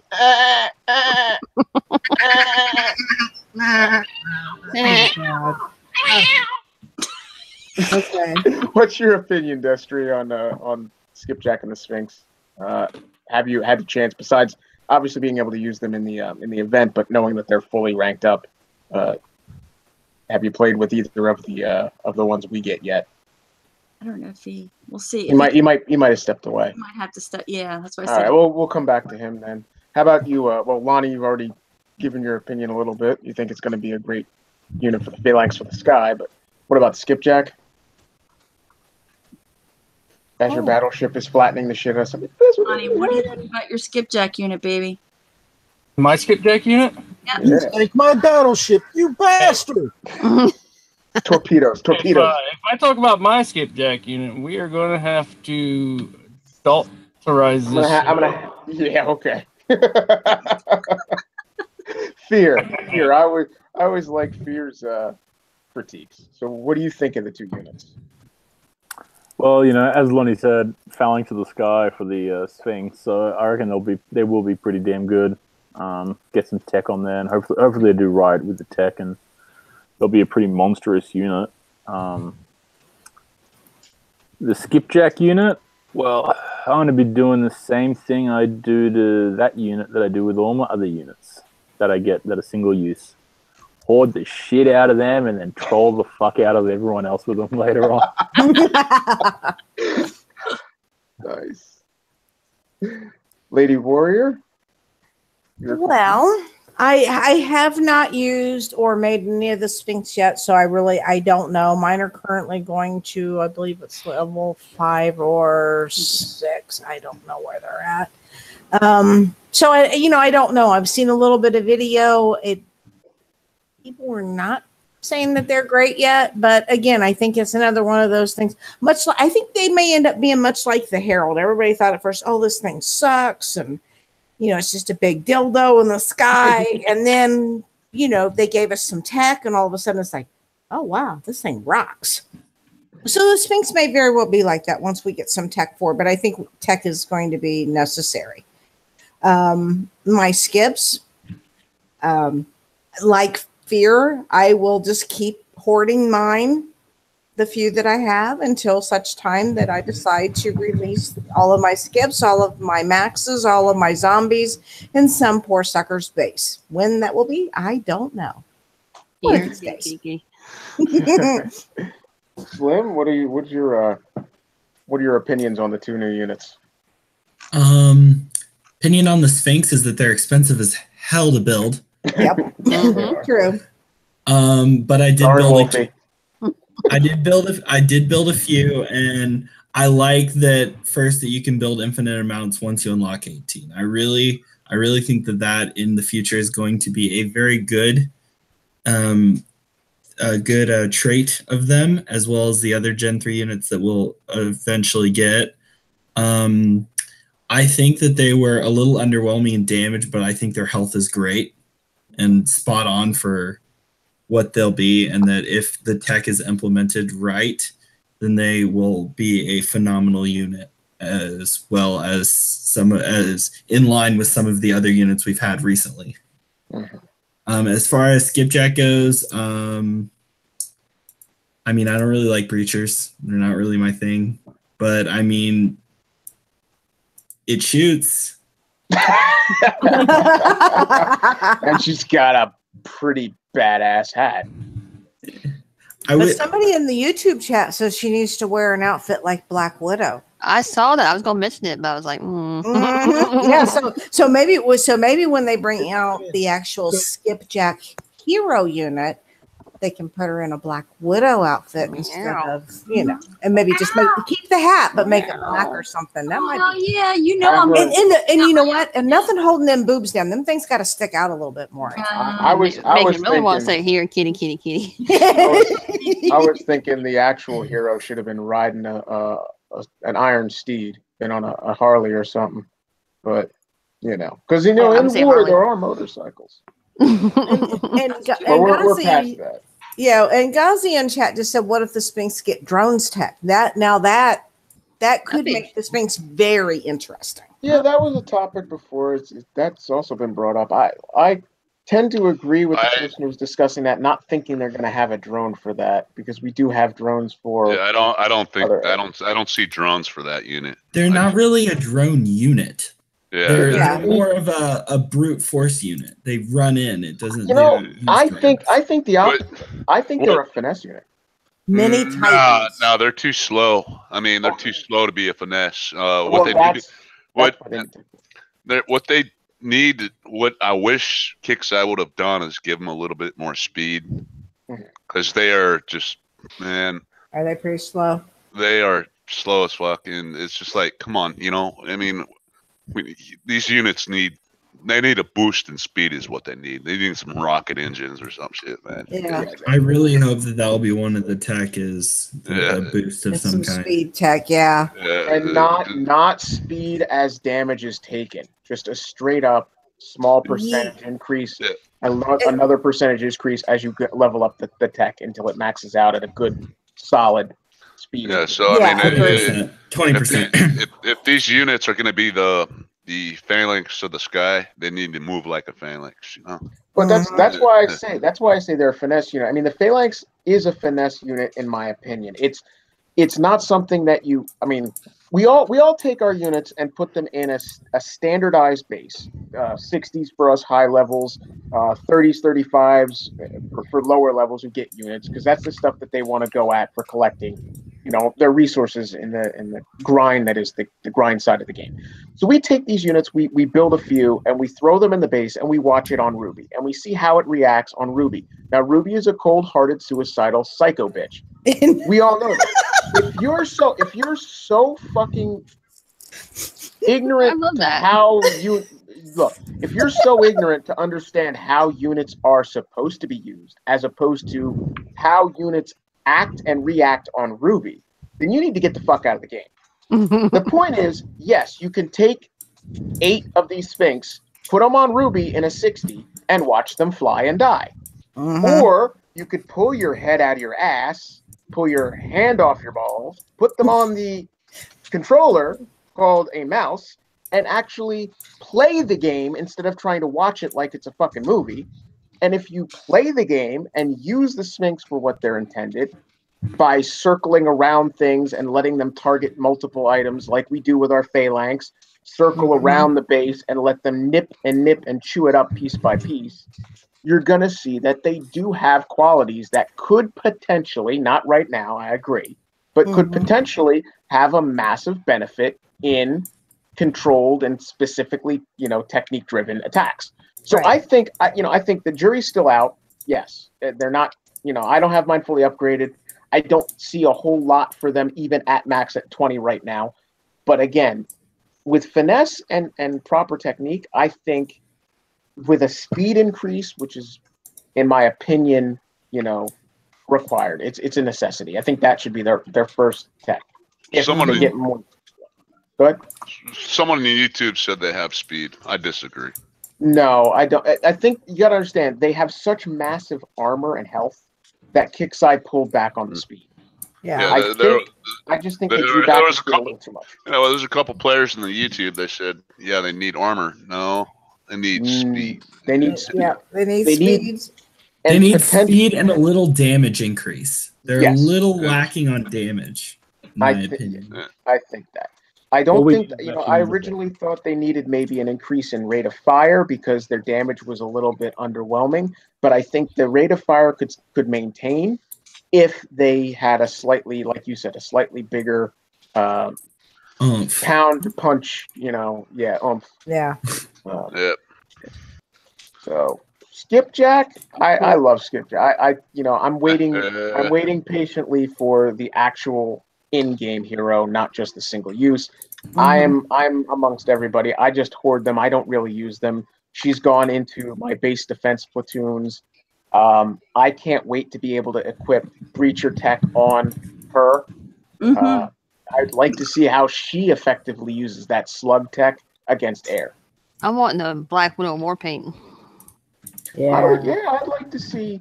I'm hoping. Yeah, I'd like to see. I hope they give us a good Easter. Speaking of Easter and things, skins for Black Widow. I'm hoping that they give us a nice little Easter trophy. We got the egg one, last one. Maybe we'll get a bunny rabbit or something. This one, I don't know. Obviously, whatever's already done is done. I mean, they're not going to come up with something tomorrow night. But I'm looking for it. Maybe we won't get Easter bases. I don't know. I mean, it's not a necessity. They don't have to do those kind of things. But again, we in the player base do appreciate those little fun things. You know, I was disappointed on. I was disappointed for the. I was absolutely, stunned at the bases, the 4-leaf clover / 3-leaf clover bases that they did. They were epic and awesome. But I was kind of depressed that they didn't give us another lucky skin for a different unit this year when it came to St. Patty's Day. But I'm hoping we get a good trophy to make up for that on Easter. Yeah, that'd be nice. I missed whatever happened on St. Patrick's Day. I was. They did this really beautiful. They used a whole bunch of the support turrets and did rainbows over top of a 4-leaf clover with turret base. It was cool. Yeah. Cyclona said a giant chocolate bunny trophy would be nice, and yeah, I could go for that. Like the ears bitten off. Yes, the ears have to be halfway bitten off. Yeah, one ear bitten off. There you go, one ear. Exactly. With the teeth, with the missing, mouth marks. There was where I was born and raised. There was a store, a cookie shop that opened up, and that was their trademark. Every single cookie they sold, they used a cookie cutter to cut a chomp out of it, which kind of sucked because you were paying premium price for not a whole cookie. But thus is the stupidity of children. We love fucking niche things. So I miss that cookie shop. They had fucking excellent chocolate chip cookies. Now I want chocolate chip cookies. Damn it! I'm hungry for cookies now. Cream ice cream. There you go. Speaking of cookies and milk, can I give my opinion? Mm-hmm. Absolutely. You get the final draft because this is, after all, you. So please skip Jack. Or the perceived version, which I did not know what the final version was going to be. And the only one we can bring home to our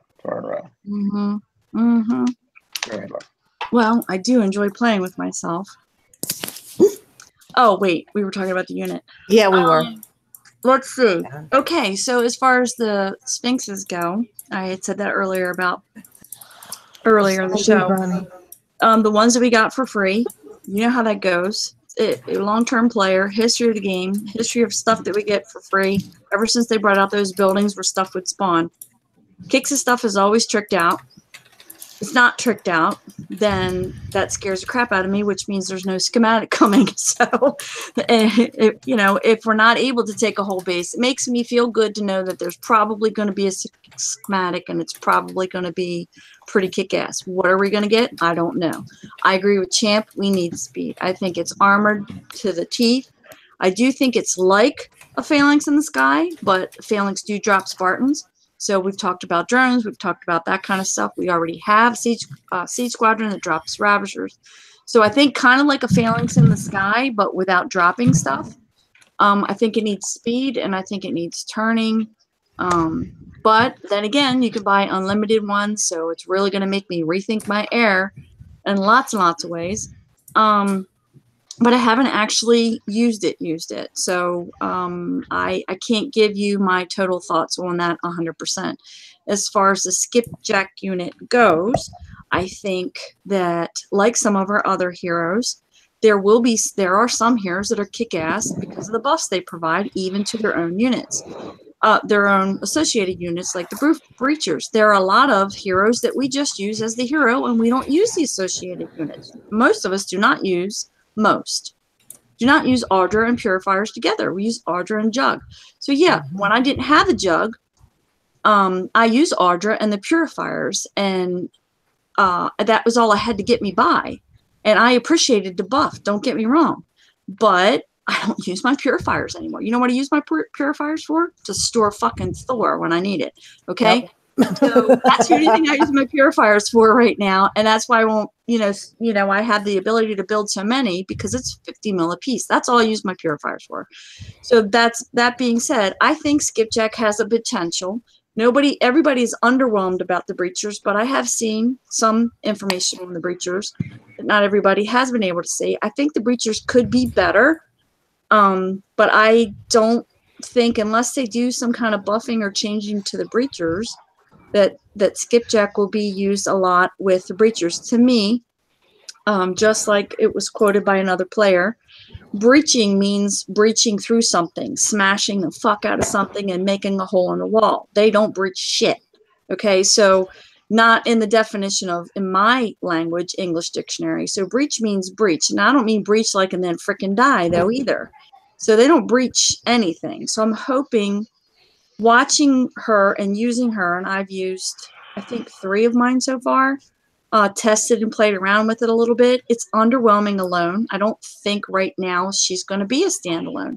You're not going to be able to take her in. Do I think she's going to be something like maybe like a Kara, where she had like a bloodlust? And I'm not saying she's going to have that. There's no inside information that I have on this unit. I promise you. Is she going to have like a bloodlust? Is that gun going to fire faster? I mean, she's already throwing grenades. She's able to shoot 3 or 4 things at one time. I mean, she's multitasking and she's running around like a bitch with no panty lines. So she looks pretty badass. But right now, I think Kixeye's intention is that they hope that we're going to play around with her. We're going to make some videos.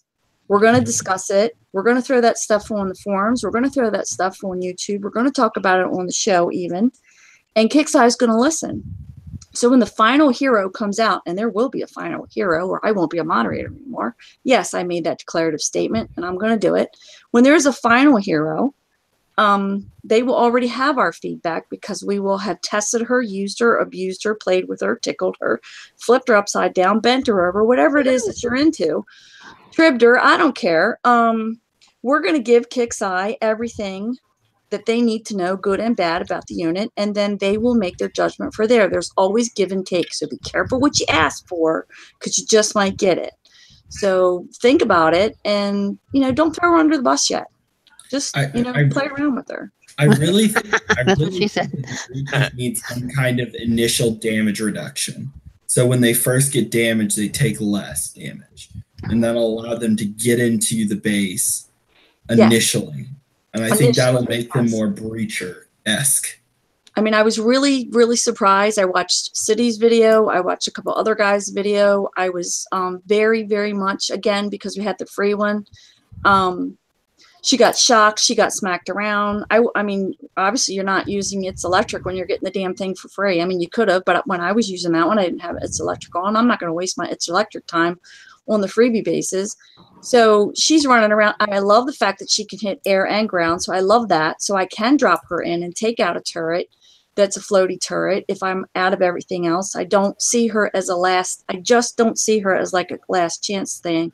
But I don't see myself personally grouping her with the breachers and using her as a hero to give them a buff effect unless they change the breachers. So I think that she will become kind of like a Kara and a Sheila and some of the other units, or an Audra.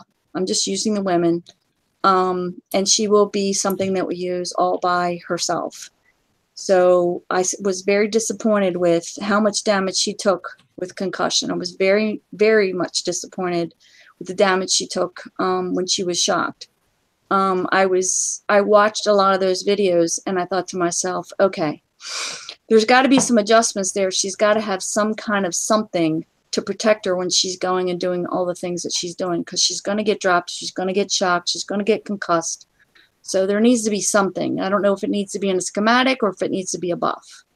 Don't know. That's, I'm leaving that to all you guys to come up with, because you guys are better at that stuff than I am. You're better at making videos than I am.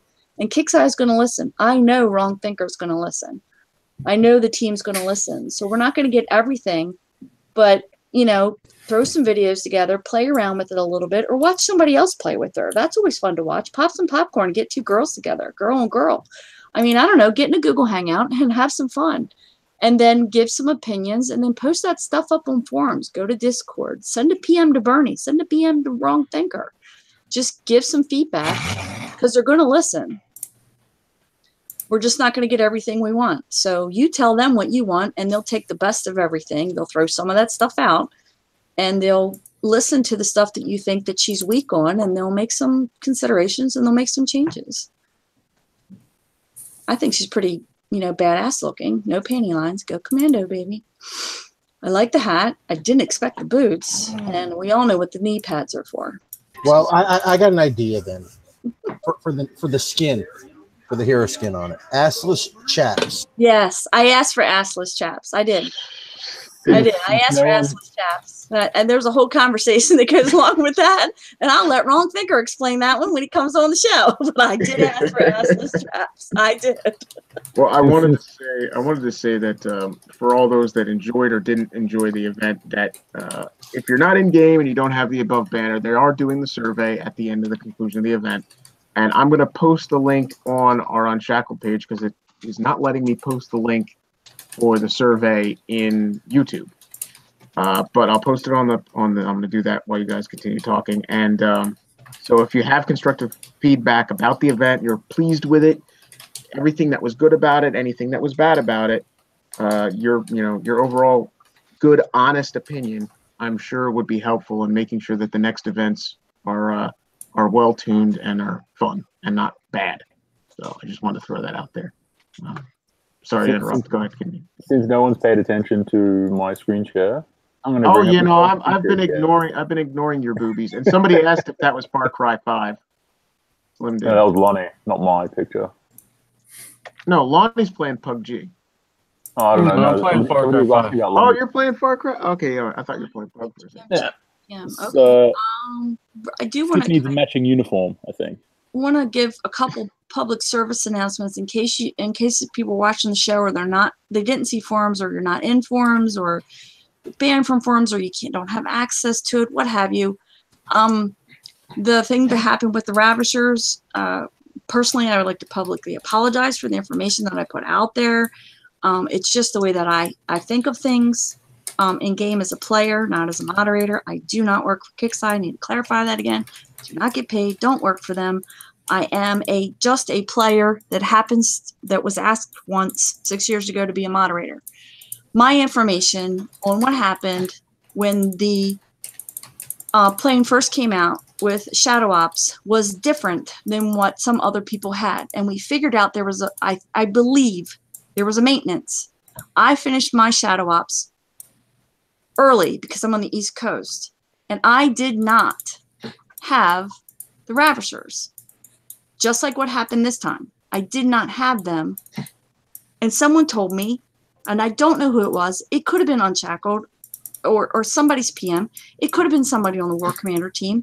I don't know who it was. It could have been a personal friend. And I said to them, oh my gosh, I've got the plane and the Ravishers aren't there to start upgrading. Everybody knows that. If something comes with something, you already start upgrading stuff, okay? Right. Everybody knows that. So I did not have it. I had the plane, started building it. It was not there. And yes, I did say in the tech center. I use my tech center because when they changed all the buildings and they put all the 3 tabs in there, in your academy, in your airfield, in your tech center, I use my tech center because it sticks out and those things pump up and down. It's big, it's green, it's tall like me. I'm not green, but it sticks out. I use that. I apologize for the language that I used. Yes, they are upgraded in the academy, but you can access that tab from any one of those buildings. So to clarify for that, number one, I apologize if I offended anyone. Secondly, when I got mine originally, that's what happened. Someone told me, can you coin it? You have to build it first. I'm sorry, they said, you have to build it first, then the Ravishers will be there and you can upgrade it. Well, that pissed me off. It pissed me off, so I coined it. I had the picture. Okay, so I coined it. And they still weren't there. They still weren't there. Nope. Okay, so someone else, and I will not name that person, lives on the West Coast, was working. When I did mine, was working. Somewhere in there, I believe there was a maintenance. And that person's, when they built theirs, the Ravishers were there. that as soon as Shadow Ops end, when they got home on the same day, I believe it was a maintenance, and theirs were there. So my information that I gave in forums was based on my experience as a player and the pictures that I have. And I'm not going to post pictures of how much I spent to coin that bitch.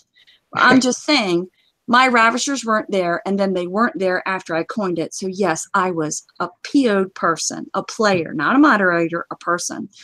Another person had a different experience, but on the same day, different time zones. I think there must have been a maintenance in there somewhere, and they fixed it. That's what they did for this event. When you got it, the Ravishers were missing. The information that I gave you in forums was based on my experiences, not a moderator, my experiences. So I was misinformed because none of that information was really, I guess, maybe tracked properly. So immediately, when all that feedback went back to the team, they looked and they checked, and that's what happened, and they ran a script. Instead of taking the game down, they ran a script, and most everybody has their Ravishers now. If you don't, if you haven't spent your XP, that's why I'm saying this is a major announcement. I have to be specific.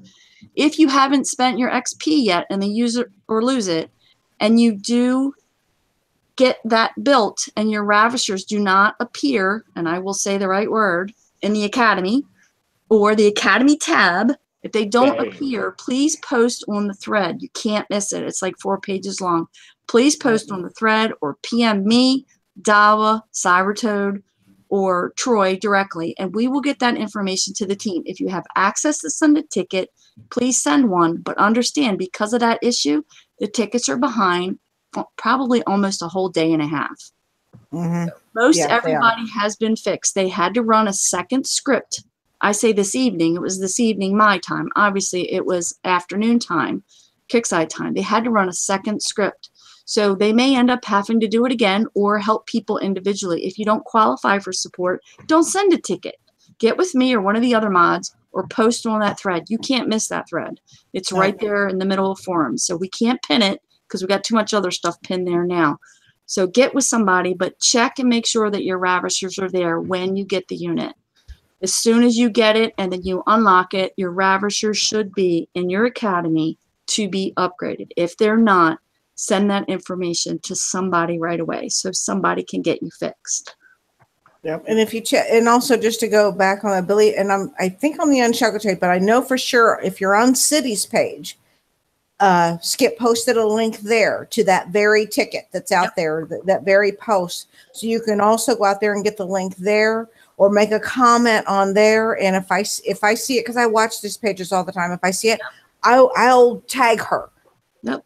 And I'll get right on it. I don't care what time. My Ravengers were missing as well. I purchased my Siege Squadron, the initial Siege itself on Friday evening. And I went to go look at my Ravengers. Nope, they're not there. I filed a ticket, and then I think it was the next day or maybe it was even later that evening. I don't remember.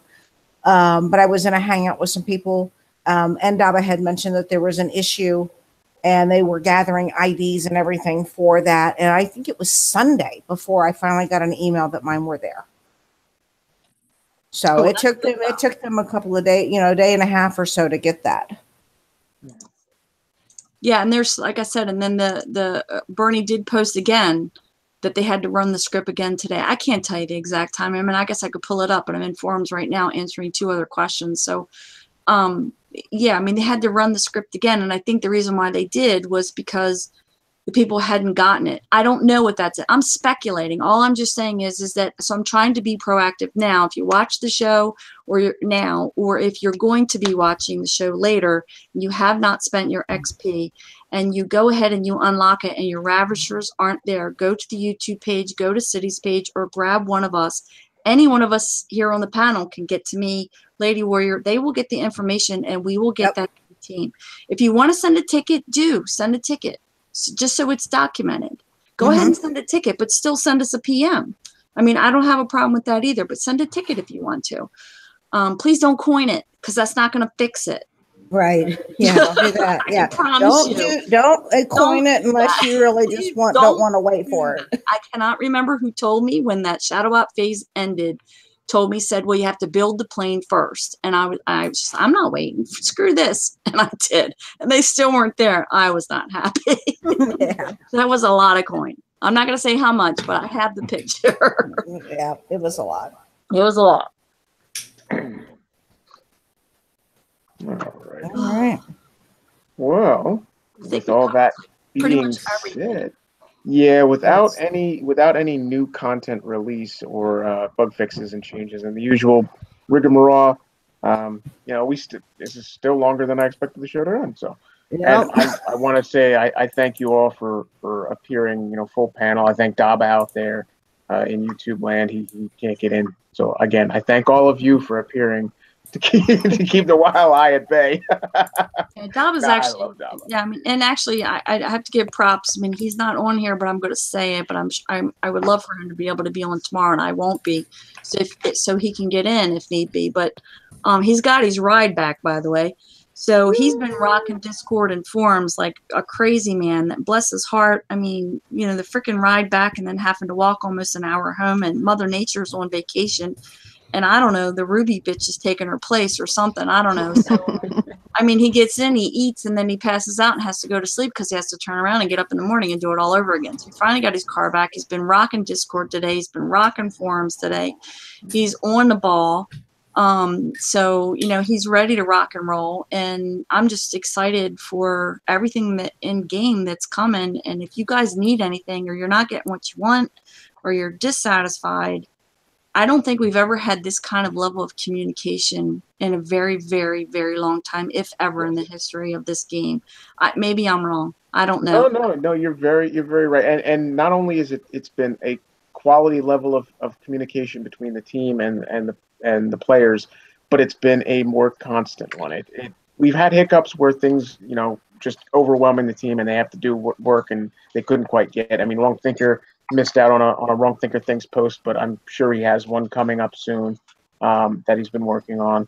But he's constantly been there. We have CM Bernie now, and he's constantly involved in communications with the player base.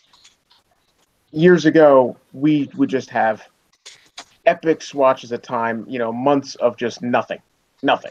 You get your standard cut and paste comments. This is coming next week. This is the event. There you go. Nothing else. No integral communication as to what is on the horizon. It was always what's current and what's past, and that was it. We got no hope for a future. Now we actually get a lot more of the upcoming teasers and the upcoming things to look forward to and the accomplishments we can expect. So, Yeah, I mean, and if you need, that's why I said we have more moderators too. We're players, but we have more moderators. Reach out to us. If you don't get an answer from one, reach out to the next one. Send the same message to all of us, because that happens to us a lot. We don't care. If you can't get through to my box, and yes, I'm going to say it because I love a stuffed box, my box is usually stuffed. So in Kixeye has to clean it out often. If you can't get through and it says cannot start chat, go to Java. Send a message to Bernie. If he can't get back to you, number one, if it's the event, if it's release notes, we're having an emergency maintenance, don't expect an answer anytime soon. Okay, that's just, it's the nature of the beast. You can't have it, both ways. But that man is on the ball. I mean, he's, on the train, posting stuff in forums. At home, posting stuff on forums. I mean, it's like him and Wrong Thinker are so great working together. The marketing team is working really good together. I know we haven't had a technology from SoboCop. We haven't had a tech post in a while. All those guys are heads down, obviously, because of the maintenance, working on issues that as soon as we say, this is fucking bullshit, we got too much lag, at least we didn't have to play the whole event that way. They put their heads to the grindstone, and if they have to, pull the game down, and they pulled the lag out. I'm not saying it didn't have problems. I'm saying if we had to play the whole event like the way it was the first day, fuck that. Sorry, I'm going to use the F word. Fuck that. I wouldn't have done it, and I would have been like Lady Warrior and said, screw it, I'm not doing it. And I would have pitter-pattered through, and that would have been the end of it. And I would have been another pissed-off player. I'm speaking as a player here, not as a moderator. So I'm glad they did it. I didn't like that they had to come down, but hey, if it means that it made the event playable.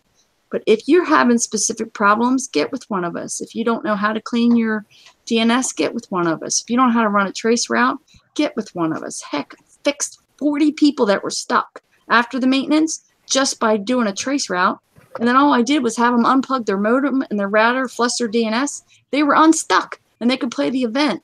I'm not saying it's your fault. All I'm saying is that if it's something like that, I don't mind helping you. That's not a moderator. It's just the stuff that works for me. I know that works. Hey, maybe it'll work for you. If it does, great. If it doesn't, you're no worse off than you were before we had that PM or we got in a Google Hangout. So reach out to somebody. Dava knows that technology. Cybertoad knows it. I know it. So just reach out to people. David knows it. I mean, I'm just trying to name names off the top of my head. There's plenty of people out there that can show you what you need to do. And I'm not blaming your computers. I'm not blaming your computers. But if we can fix you and get you moving, even if it is Kix's fault, if we can fix you and get you moving, then let's get you playing, because that's what's going to make everybody happy. Very well said. Oh. Well, ladies and gentlemen, I thank you all. I thank Spencer and Daba and Ghazi and everybody out there in YouTube land. Pascal joining us late in the episode.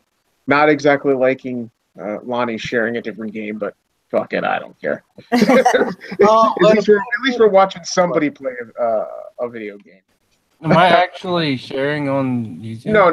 You're not on the page. No. I was gonna say I don't see it. No, we're tired. We got tired of seeing you die, so they took you off. Yeah.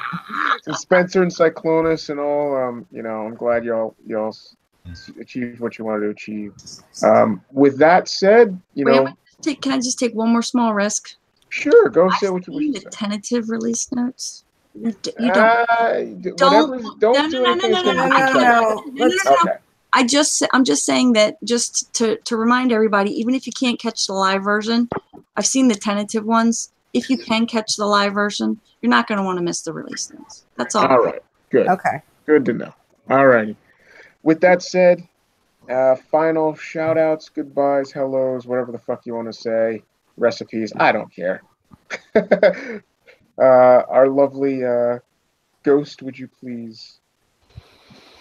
Yeah, shout out to YouTube. With the mostest. Shout out to YouTube panel, of course, as always. I enjoyed being on.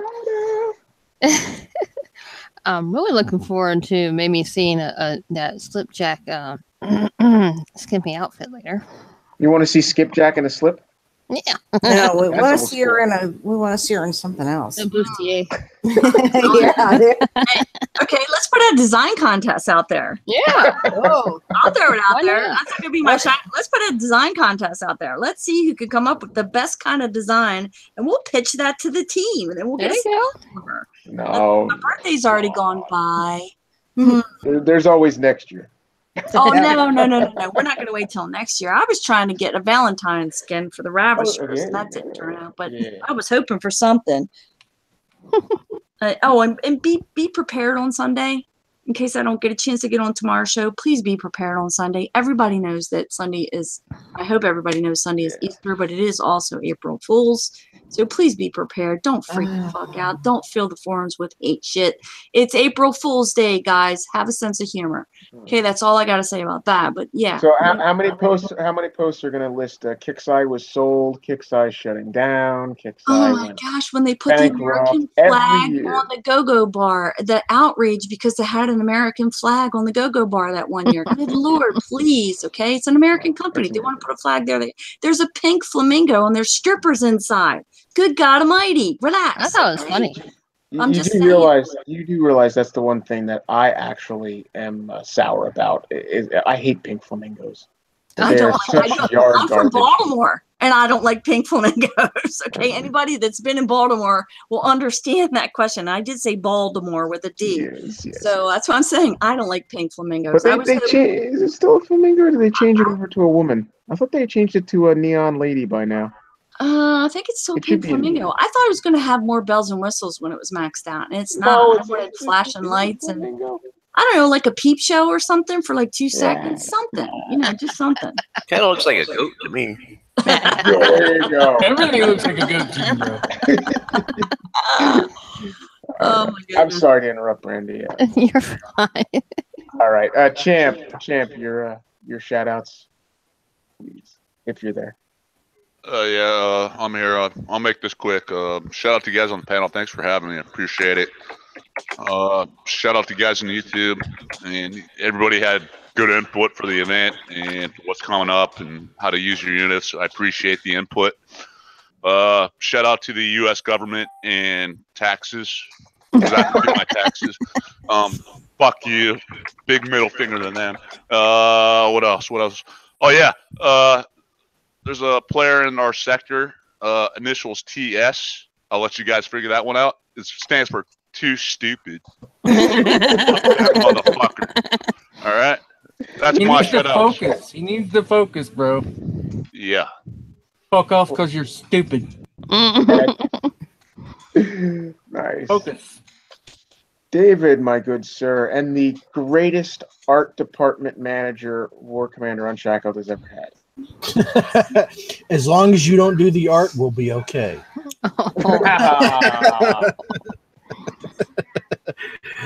Shout out to the panel, everybody out there on YouTube, and millions and millions that will watch this thing later. Even though we didn't have any update notes this time, we talked about the event. It was a good event. I'll give Kixeye props on it. The one downfall, Kixeye, with all these units costing us Thor, how about giving us a kickback when we go to scrap a Thor-based unit? Woo! Yeah. Okay? It's time that we get that kickback. Just like any other unit, we want the kickback of the thorium. 40%, 30%, something. 10, the average is 10% because you build you build a thunderstorm, it's 30 million, you get back 7 or something like that. You know, I mean, that's fair. Yeah. Come on now, Kixeye, get back something. Mm-hmm. You know, we took the time, we got the damage getting the Thor. For some and for others, you know, well, it's another story. We took acceptable damages. Give us back something for it. So. Yeah, but I mean, especially there's people that need to scrap out a Thor-based unit to make space for these new Sphinxes or whatever in their air, or you know what have you. So yeah, you're absolutely right. I mean, we've had Thor-based units for how long now? I think it's time. Skipjack, congratulations once again on your unit. Everybody's gonna get to play with their Skippy. It's Mexi. Let's see here. Daba out there doing a wonderful job on the forums. Troy, you're doing great too. Cybertoads. His shout out. I'll say that for the end. Please don't let me forget that part. Go ahead. Cybertoad, I have to give you props. You've improved over probably 100%. We'll give you 110. How's that?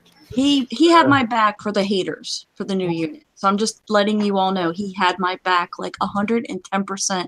He anticipated the hate in forums and Discord way more than I ever anticipated it.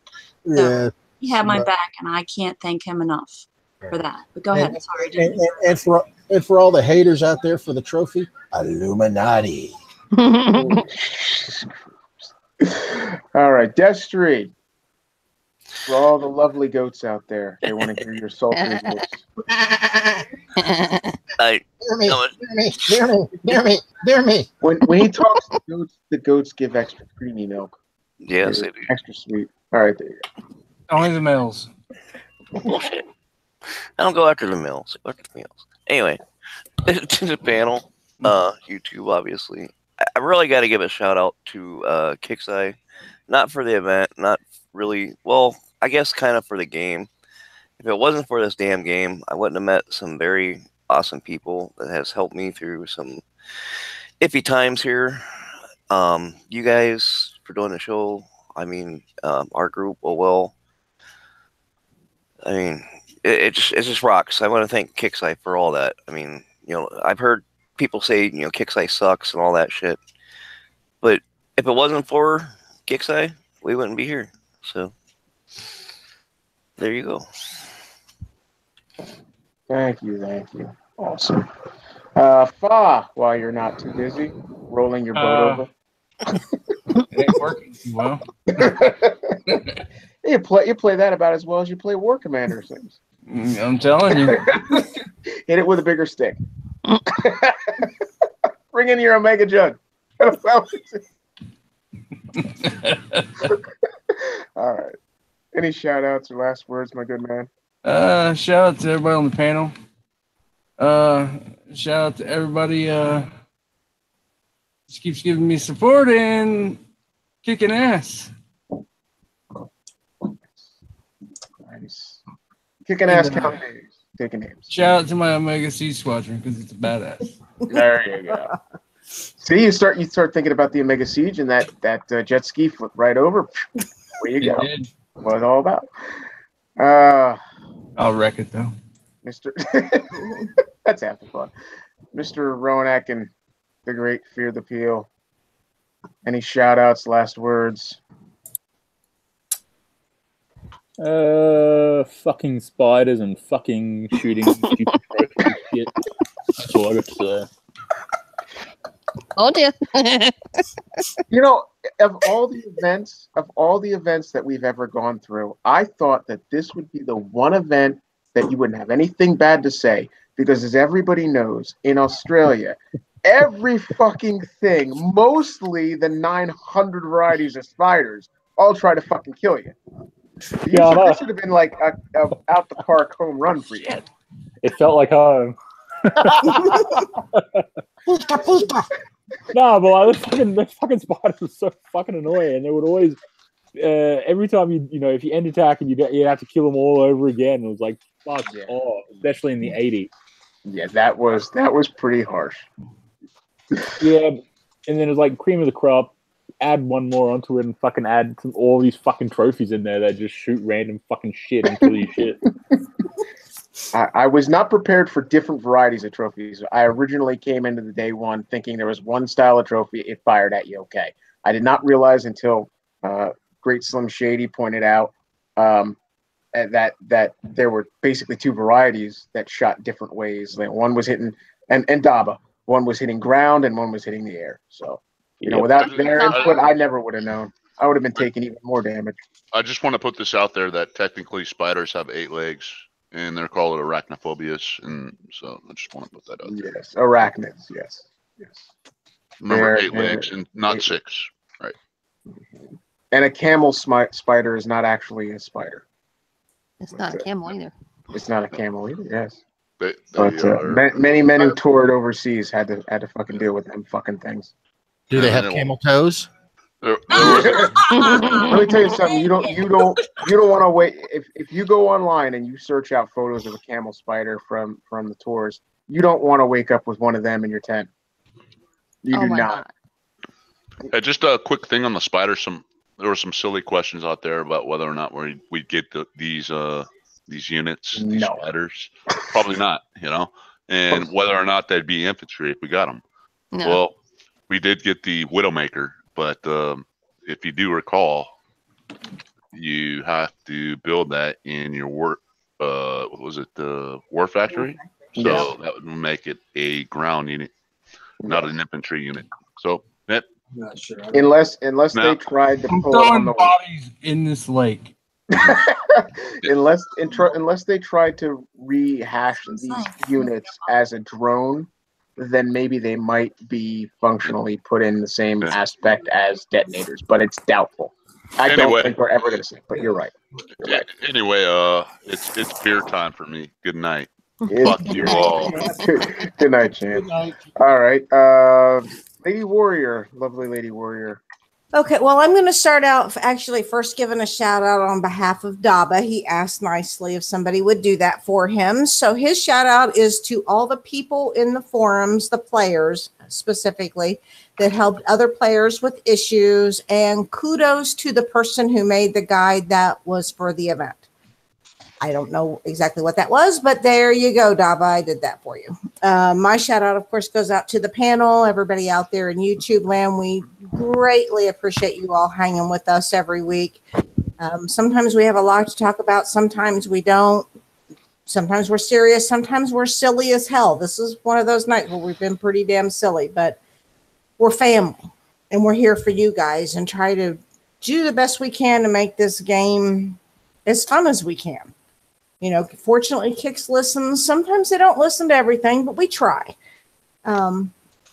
we just try our best to, let them know what's wrong, what's working, what's not working, and just try to make this a nice, fun game for everybody. So we do appreciate you more than you know, coming out and watching us every week. So thank you so much for that.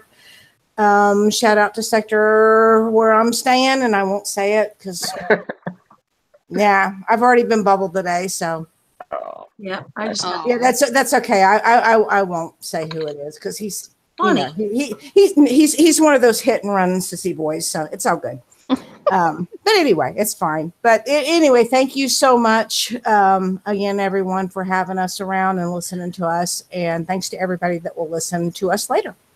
And we'll see y'all tomorrow sometime. All right, Slim, good man. You and then I'm gonna let Skipjack do the final words because I have to ask her a question before we go off. But Slim, your last final goodbyes. Okay, so my first shout out echoes Daba's for name tag 0 in the forums, who made the pinned post called Event Onyx Unit Distinctions and Tips. It was the thing that allowed me to find out that there was 2 different types of turrets and what each of the spiders did and what not to use, a la Jug. And allowed me to save a lot of repairs, and I really appreciate that. Also, a shout out to Champ and Toad and Anton for all the generous things they did to help me during the event. Nice. Yes, and he was in the hangout with me when my Jug took ridiculous amounts of damage because it just Kicksack fucking hates me when I'm trying to show people how I'm kicking ass, and then it just kicks me in the ass. So. Yeah, and I guess real quick, just to let me go back in there and just say, and no thanks to you, Anton, or Slim, or City, or Daba for talking me into staying in this game. Did you not finish the event? Yes, I most certainly did. I got everything. I got everything I wanted. Did you not do the bases? I got everything I wanted. Great, great. But anyway, I was ready to quit. You y'all just left me be.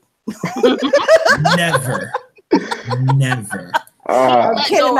I love you guys too much. I would miss you way too much to quit. All right, so I'm going to do this because I have 2 questions to ask Skip. Well, one's a question is for David. The other one is a question maybe to bring back for Skip. But David, first off, Pascal wants a 1v1 against you. Hell no. No. In art designs. Hell so no. You still might not have a chance, but I have no chance when it comes to that. No, Pascal's a freaking genius with art. I don't have the same programs he does. Yeah, and on the same vein, Pascal brought up exactly what I was going to ask, but I'll give him credit even though it was on my tongue anyway. And this is the question to Skip to ask them because it was brought up in my sector with some good friends and fellow players, ZXZ and all. Mm-hmm. Which is the text system, TEX. Yes. Is there any tentative? Yes. Is there any tentative point in which that's going to be introduced? Is that going with this? Yes. Downtime, or is that next month? There was a comment in one of the threads from Wrong Thinker. I'm sorry, if I had known ahead of time, I would have got the picture.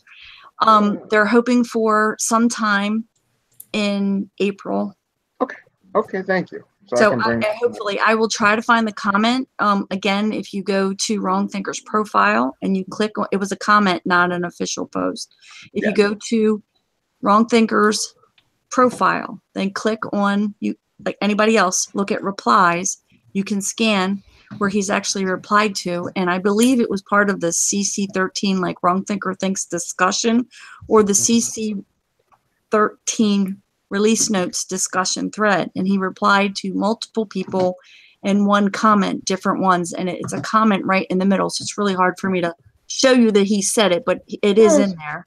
And I believe they're shooting for April, so it is something that they're shooting for. Now whether or not they hit that mark, I don't know, but it's not like it's 6 months away. He would have said so if it was. Okay, thank you. That's all.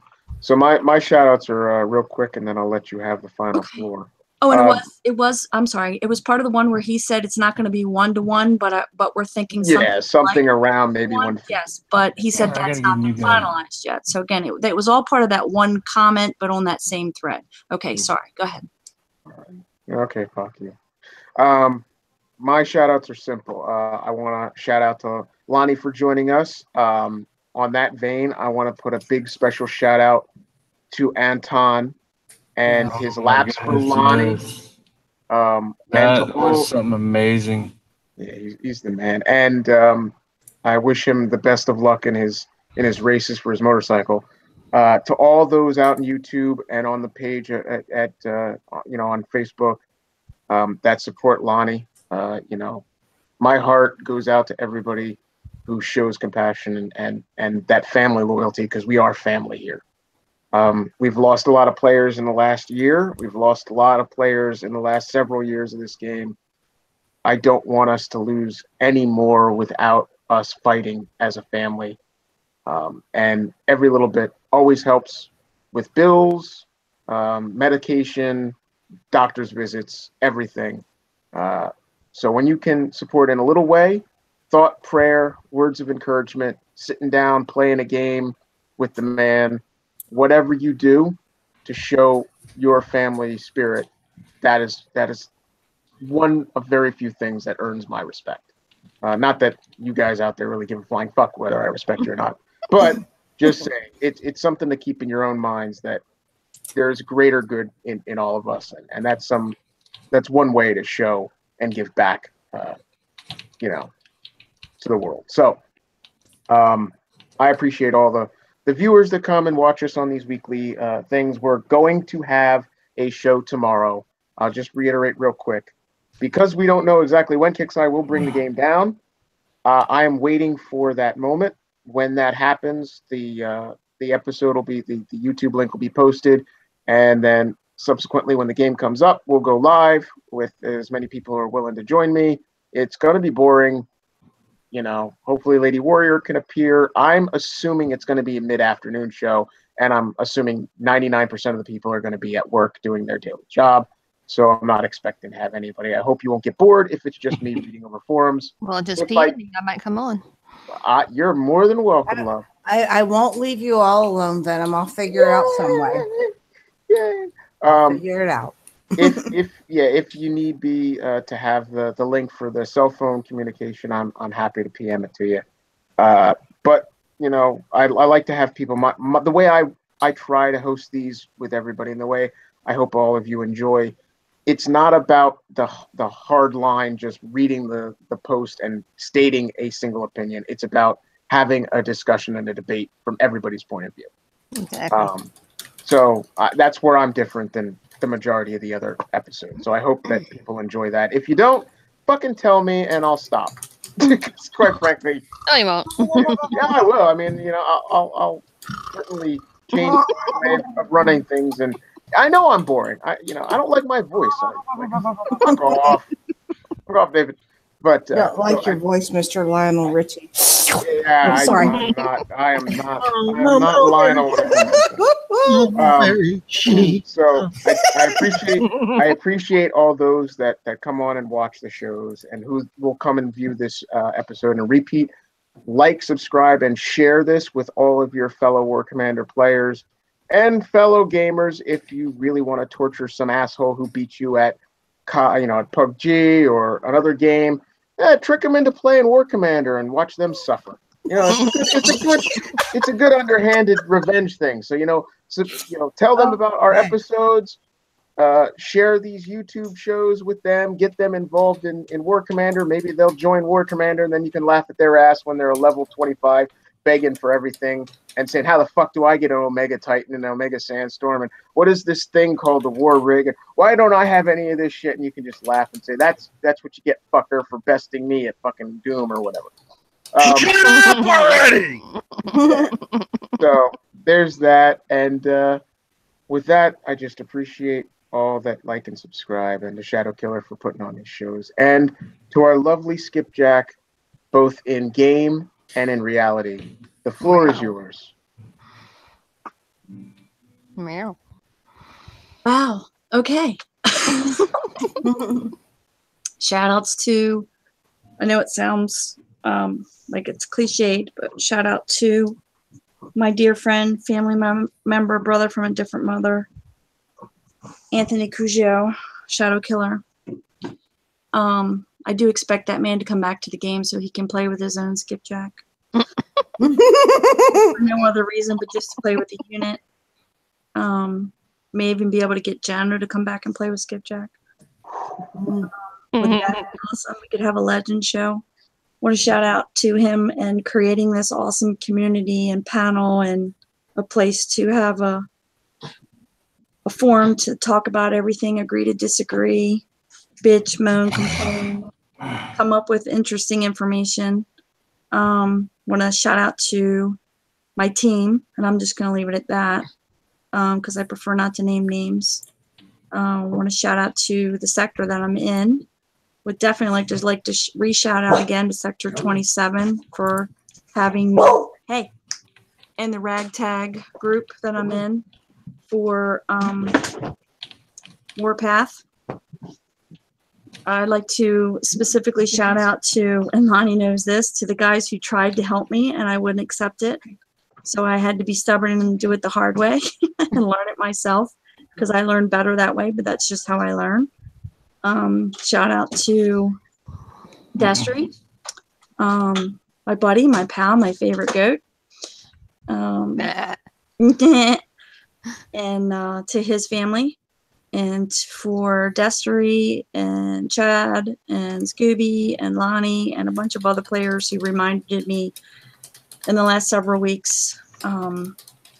Hell, I mean, Brandy even, I mean, you guys are on the panel, but I haven't even known her for that long to remind me that this game, regardless of what happens, even if Kixeye pulls the plug, I have lifelong friends and I will never forget. Yes, ma'am. And we will not lose touch. And even if Kixeye screws stuff up and bends us over, and we're all bitching and moaning and complaining all at the same time, we're still having fun bitching and moaning and complaining all at the same time. So I met my husband, my current husband, playing a war game. I've met an incredible amount of people playing these games. And I just want to thank everybody in the community for remembering that what brings us all together is what keeps us all together. We only get one go round on this godforsaken rock. And if this game is your release, or if this game is your fun, or if this game is what you do to connect with other people because you don't have anybody else, or you're going through a rough time, or you just need a hug, a virtual hug, or you just need to bitch slap somebody's base, come bitch slap me. I'll bitch slap you back. I'll fail miserably. But remember that it's just a game. And if Kixeye screws it up and gets it wrong, we'll tell them. They might not fix it, or they might fix it, but we'll tell them. But remember, it's just a game. Mm-hmm. We are all family, but it's just a game. Just try to remember that. Try not to get so into it that it brings you to a negative place in your life. And if it does, then take a step back. I've done it. Lots of us have done it. Oh, yeah. Take a step back. Extra super sexy shout out to the person who I know that's doing some extra awesome stuff in a certain young man's life. He's below the cougar line, but I would have him in a heartbeat. Extra super sexy shout out to Wrong Thinker for letting me bug him at all hours of the day and night and weekend. And to his fiance, I have no idea what her name is, but I'm sure she probably gets pissed off that he's talking to me on the weekend. And super duper shout outs again to CM Bernie. If you get a chance to show him some love, I know there's probably a lot of stuff you want to complain about here and there, but if you ever get a chance to just send him a PM and say thank you, I would greatly appreciate that. Because without him, we wouldn't have this kind of communication. We just wouldn't have it. And this game probably would be more in the crapper than it had been before. So if you get a chance to send that man a PM, you get a chance to whatever, send it. Hell, if you coin, send a ticket and thank Kixeye for hiring the man. I don't know. Be crazy. Don't expect coin for it. Be crazy. Be stupid. Thank the man for what he does because he really is going above and beyond anything that we've ever had before. I knew Bert, but I was new to the game. But I'm telling you, been associated with the game for a long time. Somebody reach out and thank that man because he needs to hear it. I don't want him to burn out. I don't want him to, yeah, it is CM Bernie. I don't want him to burn out. I want him to have fun. I want him to continue to connect with us. I want him to know that even when things go wrong, that he can feel the love from all of us. So we all get the hate. We get it. Kixeye screws stuff up. He's not Kixeye. He's a person. He's a human being. He's actually pretty sexy too. But anyway, don't tell him I said that part. Those are my shout outs. Thank you for everybody in the YouTube land. Thank you for everybody that weren't haters that actually sent me PMs that made my day. Because believe me, the hate stuff really ruined my day when the unit first came out, because I wasn't anticipating it coming out this month. So I actually wasn't going to do the event when I saw that it was coming out this month. So thank you very much. I'm honored. I said it before on the other show. I'll say it again. I'm honored that Kixeye did it. I didn't ask for it. And uncharacteristically speechless that they would go to that length to do something like that. So thank you to everyone. They did a good job designing it. No, they missed the mark because there's no assless chaps. I promise you. It was something along the lines of the assless chaps made it look like I had a 2x4.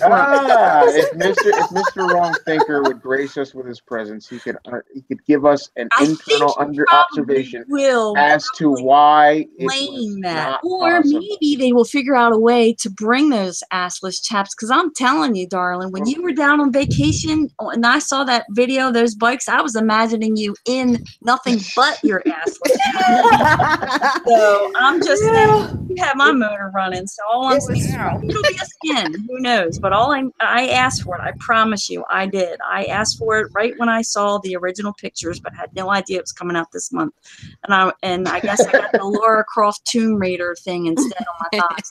But I love the knee pads, so I'm okay with the knee pads. So Cyclonus says we need the next hero unit to be a midget to make Shadow Killer come back to the game. On a moped.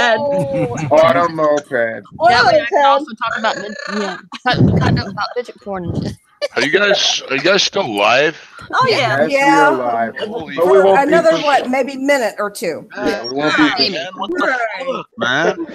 Well, with that said, nothing said. Conversation just got started. Let's go another 2 hours. No, I gotta work in the morning. Well, thank you all for helping. Come on, dude. Thank you all for joining the panel. Thank you all out there in YouTube for viewing. Come see us tomorrow. Come see us Saturday. Come see Debo! Go smash Debo! And thank you all. We are War Commander Unshackled. It's been fun. See you next time.